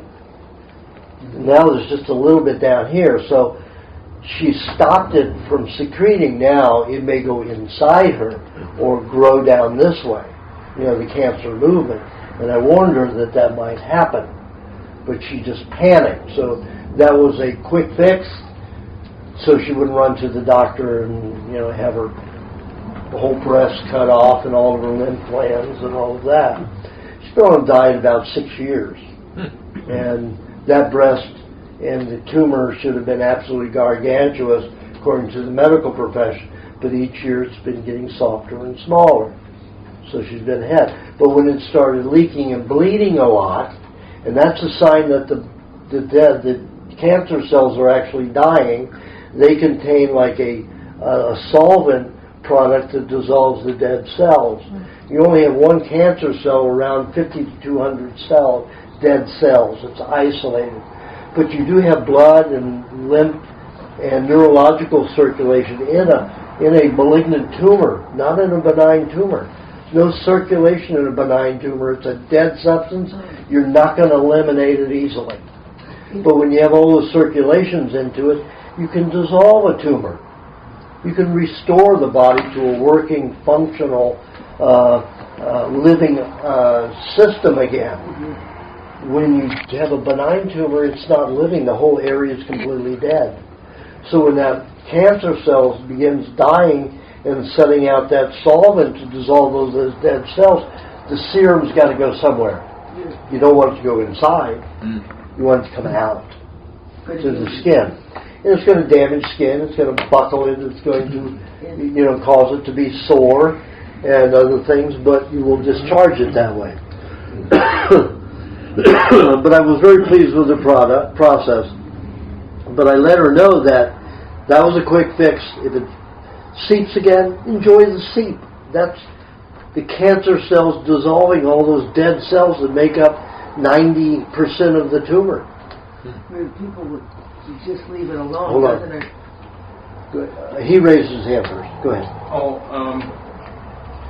I used to have a lower back pain intermittently on the left side, and it was from strain in the back, and it would go away. Or I'd have it adjusted and I'd be fine. About 2 months ago, I got it in the right side, lower back, and almost immediately started to get numbness going down the back of my leg. Sciatica. Yeah. Hot water bottle. Okay, hot water bottle to this area. Now, the back irritation is gone, but I've gotten severe nerve pain when I stand up and so forth right now. Then you've got a block. You got trans fatty acids or mineral blocking that system. Okay, so the hot water vinegar and pineapple and hot heat. Or does it feel deep or surface? No, more deep. Then it's got to be internal. Okay. You eat it. Okay. Let's keep on the subject that we were talking about. Michael's thing. How do you know that Michael doesn't have shingles? Well, shingles is always toxins leaving through the skin, or drying out the skin. Couldn't that be what's happening with him? Yeah, that's what I said. Oh, I see. Well, let me tell you, on shingles, I had like a patch, just almost a square patch, itching, and I went in the book and I looked and I found shingles, and I had a banana and honey, just like you said, and poof, the thing went away. Just amazing. You mean you ate a banana or you rubbed it? I ate banana. I mean, just loaded honey, and it was like, a great day, banana. That's medicine. What a great cure. Yeah. I'll take that prescription any day. Yeah, but what that did was that created like a mucosal coating on the cells to protect them as the toxins came through. And sometimes the reason I don't like people to do it too often because it'll send the poison somewhere else. So you'll find you get shingles somewhere else or dry skin somewhere else. Well, I just had one other one, so I had another banana and more honey, and that one went away, and that was it. Yeah, so now it's not detoxing. I can have a banana honey proactively now, I think. There's a bag right down there next to you. Can you hand that to me? I was always thinking that one. that's my bad. That one. I was just always going to ask you something that with the cancer, that if people just leave it alone, won't it just go away and it won't bother you? It's the medical tradition that's been affecting the cancer rate. According to Harvin B. Jones, 76% of the cancer that he observed went away on its own. See? But the other 23% didn't. That was years ago, probably. That was in the 50s. Yeah, so 60s. Didn't work. Straight from the cow, unrefrigerated. Where did you get it? When you were in Cincinnati? No, I've got a guy that I turned on in his retirement. He became a farmer. That's not retirement. So I got it right from him, this cow, in Ohio. Wow. There's a lot of fat in that one. You can see it. Yeah. Creamy. Yeah, he has Jersey cows? All Jersey. I have a question. A question here. She hasn't had a question? We two have. Oh, these two haven't. Oh, yeah. no. Teeth. I had the tooth pulled here because it was cracked, and I didn't want a root canal. That's just improved to go. Still, I get a tiny bit of pink saliva in the morning. Is that not okay? Well, you probably have a little bit of bone chip in there. Excuse me. Oh, Teeth. okay. Oh, she said she had a tooth pulled because it cracked, and she didn't want a root canal in it to put a crown on it. It had So abscess. she just, abscess is just the nerve cleaning out around the tooth, not the tooth itself. So, anyway, and she said she keeps having in the morning a little bit of pink seepage, which means she has some little splinter of bone of tooth still in there. It'll work as I had the same thing last year. I had a tooth that came loose back here, and I had a root canal done on it probably 1978. And of course, many dentists want to pull any tooth that's got a root canal. Root canals are not bad. It's the poisons that go in, especially the injections that they give, xylocaine and Novocaine. They create a tremendous amount of tongue and jaw cancer, facial cancer, eye cancer, brain cancer. So they'll hook you into this crap, believing that root canals are not good. When a root canal is done, there's no nerve in it.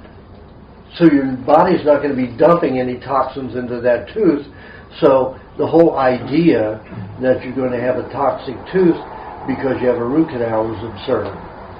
You may get an abscess around it, but that's the nerve from the brain going down to the tooth base, still cleaning. Only it's not cleaning to the tooth anymore, it's cleaning out the gum and around the gum, so you get abscesses. So, anyway, I got an abscess because this tooth was ready to be removed. It was in my way because I was constantly chewing, just getting gnarled in there, it hurt. So I just took some dental floss and wrapped it around it, yanked it out. That took care of it. Yourself. But I had a bone fragment that came passed out in the next 6 months, and I could feel it So that'll poking come and out, poking, and dentist doesn't and have my to do body something? just worked its way out to the point where I just took a tweezers and popped it out, and it was a good, probably 36 of an inch long. And about a 36 of an inch thick. You put a bone graft in. That's not good. No, it isn't good. You got to trust your body to rebuild your own bone. Like my bone, when I pulled out that tooth, it had, because I just kept it in there, I wasn't going to pull it until I had to. The bone was gone way down. Now the bone's grown all the way back up again. So should I have him remove it or leave it? Your body may be the chip that it's trying to throw out. Okay. Got it. So is there anything I should have him do or just leave it? Just let it go, because he'll just shoot you with more Novocaine. Yeah. Not good. Then I have a tooth here that they say is dead. It's numb. It has a leakage up here from the temple above it. It's got a... Okay, that's not the tooth, that's the nerve leaking. He says it's eating away my bone, and my sinus is a mess. It will eat away the bone because it needs calcium, but you can grow it back. So just leave this tooth? Leave it, absolutely. Okay. I've got 4 dead teeth in my mouth, and I'm not removing them until my body says they're coming out. So should we try this at home? This, yeah, certainly. Get calls in the middle of the night. Have a door you slam to or something, right? I didn't trust that door. You never know what angle. This I could just pull like this, and I knew it was going up and out. I found needle nose plier useful, at least for small teeth. Just watch old episodes of the Three Stooges. Okay? Three Stooges have great videos doing this. Okay? plenty of documents on this. Yeah, I remember that. You can ask me the question about this too, just to know. So, this is a veneer. I really want it to stay. He's a biological dentist. He says there's a root canal that almost never gets infected because it's made with something called MTA, and he really cleans it.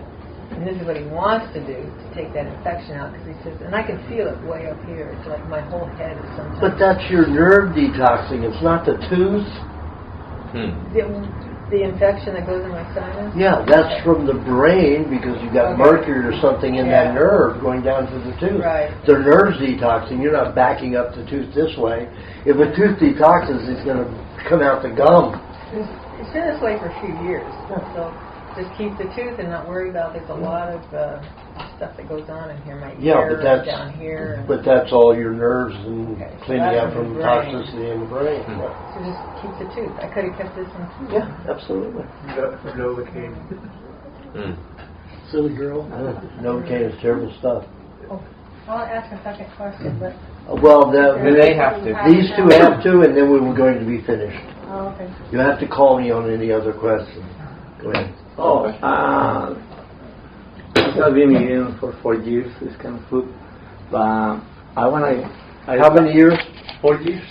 4 years you've been doing this? Yeah. Okay. And I feel great. Good. But I ride my bike for almost 5 years, almost every day. I ride bike. I don't use too much the car to work, and I go everywhere, Pasadena, Alhambra, any place. But I want to gain weight, but they say, oh, because you use too much bicycle. No, like I told him, you have to eat 2 pounds of meat a day, 1 pound at a time, with the lubrication formula, a whole lubrication formula that's on page 146 of the recipe book. Okay. You make 2 of those a day. You have to eat 1 of those with each meat meal, and you will gain the weight. Everybody has. All my skinny little people like you become big and strong like him. It depends on the height of 1 pound twice daily, so 2 pounds a 2 day. pounds a day. 2 pounds a day. Okay. Yeah, and take you. It depends on how much you work out, how quickly you will build the muscle. But I've seen it happen in 5 months. Like I said, Larry Lucky put 4 inches on his arms and 6 in his chest in 5 months. Wow. And do you eat it with the meat or after? You wait a little Well, while? you eat, let's say, a third of it with the meat and then the rest 10 minutes after.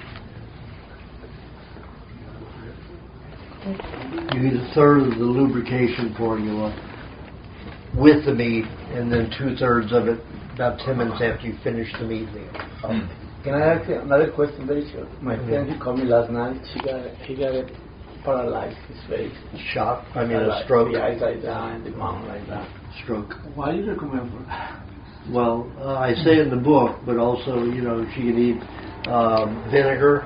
It's very helpful to clean the system out, because if you have a stroke, you either have a bleeding of the brain, so the brain doesn't get nutrients and it fills up and swells in the brain. That usually causes death. And so if she isn't dead, then what she had was a block in her brain. And depending on what the block was it mineral buildup or was it trans fatty acids? Either way, vinegar will help remove that. And bottled water too? Pardon? Hot water bottle, absolutely. Always hot water bottle on an injury and pain. Thank you. Okay. Yeah, so I've been doing the diet for about 7 years, and the raw meat, I'm apparently not doing it right. I know now I should pate it. I'm going to do that. But I've always added honey to it. It sounds like really that's not necessary. You don't recommend adding honey to the meat? Well, it just adds enzymes for breaking it down, or if you pate it, you don't need the honey with it, and it's better because honey has a tendency to inhibit certain bacteria. Okay. And then, could I get that sauce one more time that you gave that's so good? Because I'm getting so tired of the meat. I'd love this. Well, I have 82 sauces in the recipe. The one you said is so good. Could you give it to us one more time? It may not be in the like 3 cups of tomato. Oh, and I put egg in it. I'm sorry. It's 2.5 cups of tomato. I put 2 to 3 eggs, depending upon the size of eggs. So all those who wrote it down before, add eggs to that. 2 cloves of garlic, 1 slice of onion that's about 1/8 or 3/32 of an inch thick. 1 those packages of dill, at least 1. Small little box. More. Yeah. Little plastic box. Yeah. And not the stalks, but the stems and the tentacles. And 1.5 tablespoons of vinegar. You can have up to 2. Like anybody who's had a stroke or anything like that, probably 2 would be better. Or any kind of clots or blockages in blood flow or whatever, varicose veins, spider veins. Put about 2 tablespoons of butter, heaping tablespoons of butter, so it'd be 3 tablespoons of butter. And cheese if you like. You said honey too before. Yeah, 2 tablespoons of honey. And that's put in the quart jar and then blended with the Oster blender. Yep. And I blend that for a full 50 seconds to a minute. And that'll last 60 a seconds. week? I've had it last months. Without refrigeration? No, both with and without. I made a big batch. I took off to Philippines and left some in the refrigerator, took some with me, ate it without refrigeration. When I went to this last 10-day trip to Chicago, in Cincinnati, I didn't refrigerate it at all. I left it out the whole time. But you said the eggs go bad in 24 hours. Even not in this. It's such a little part. You got the vinegar and honey to stop them from advancing. Wow. But you eat the meat and then you dip it into the sauce? Is that what you do? No, I pate my meat and then spread that on the top. Oh, you just spread it on the top. And I pat my butter on the side, and I take a little butter with a big chunk of meat. Well, how much butter? I said 2 to 3 tablespoons of butter. Per pound. I'm sorry, I meant to ask the cheese and honey. 2 tablespoons of honey. Yes. Whatever cheese you want. How much is cheese? Whatever. It's optional. If you use, inch cube, 2 inch cube, it depends on what consistency you like, and if you want a really strong, tart sauce, then don't put so much cheese in it. And if you don't fill it all the way to the top, then I've left something out, right? Or I'm not adding enough of something because it should fill all the way to the top. No, it doesn't have to. No, it doesn't. It depends upon the size of the, tomatoes and stuff. Depends upon the size of the eggs. Mine was probably about 4 ounces, 3 or 4 ounces below the quart level. So you don't worry about oxygenation with that? No, because I use it the hard way, and it sits there in the refrigerator. Yeah, outside you're blending it in too. For months. Okay. It seems to last great. I'm married, so I don't have to worry about that. What time is it, folks? Oh, it's time. All right. It's 5:35. We're right beyond.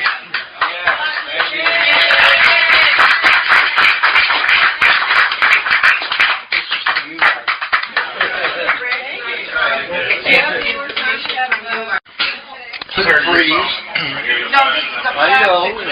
yogurt doesn't freeze. Freeze. You don't freeze the yogurt? No. Okay. Well, because it's touching the yogurt tub. Doesn't matter. Unless it's frozen, it won't leach. Okay. Or at a high heat. I think the answer to my question was put cheese on it. It's a fungus infection, at least according to my doctor. And cheese fungus eats cheese. So you draw the fungus out by giving it something else to eat besides you.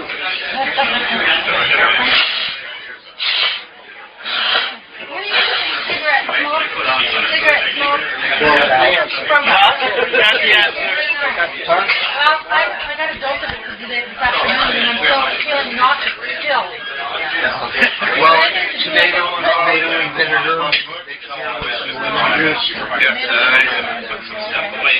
your neighbors smoking all the time, it's always going into a apartment.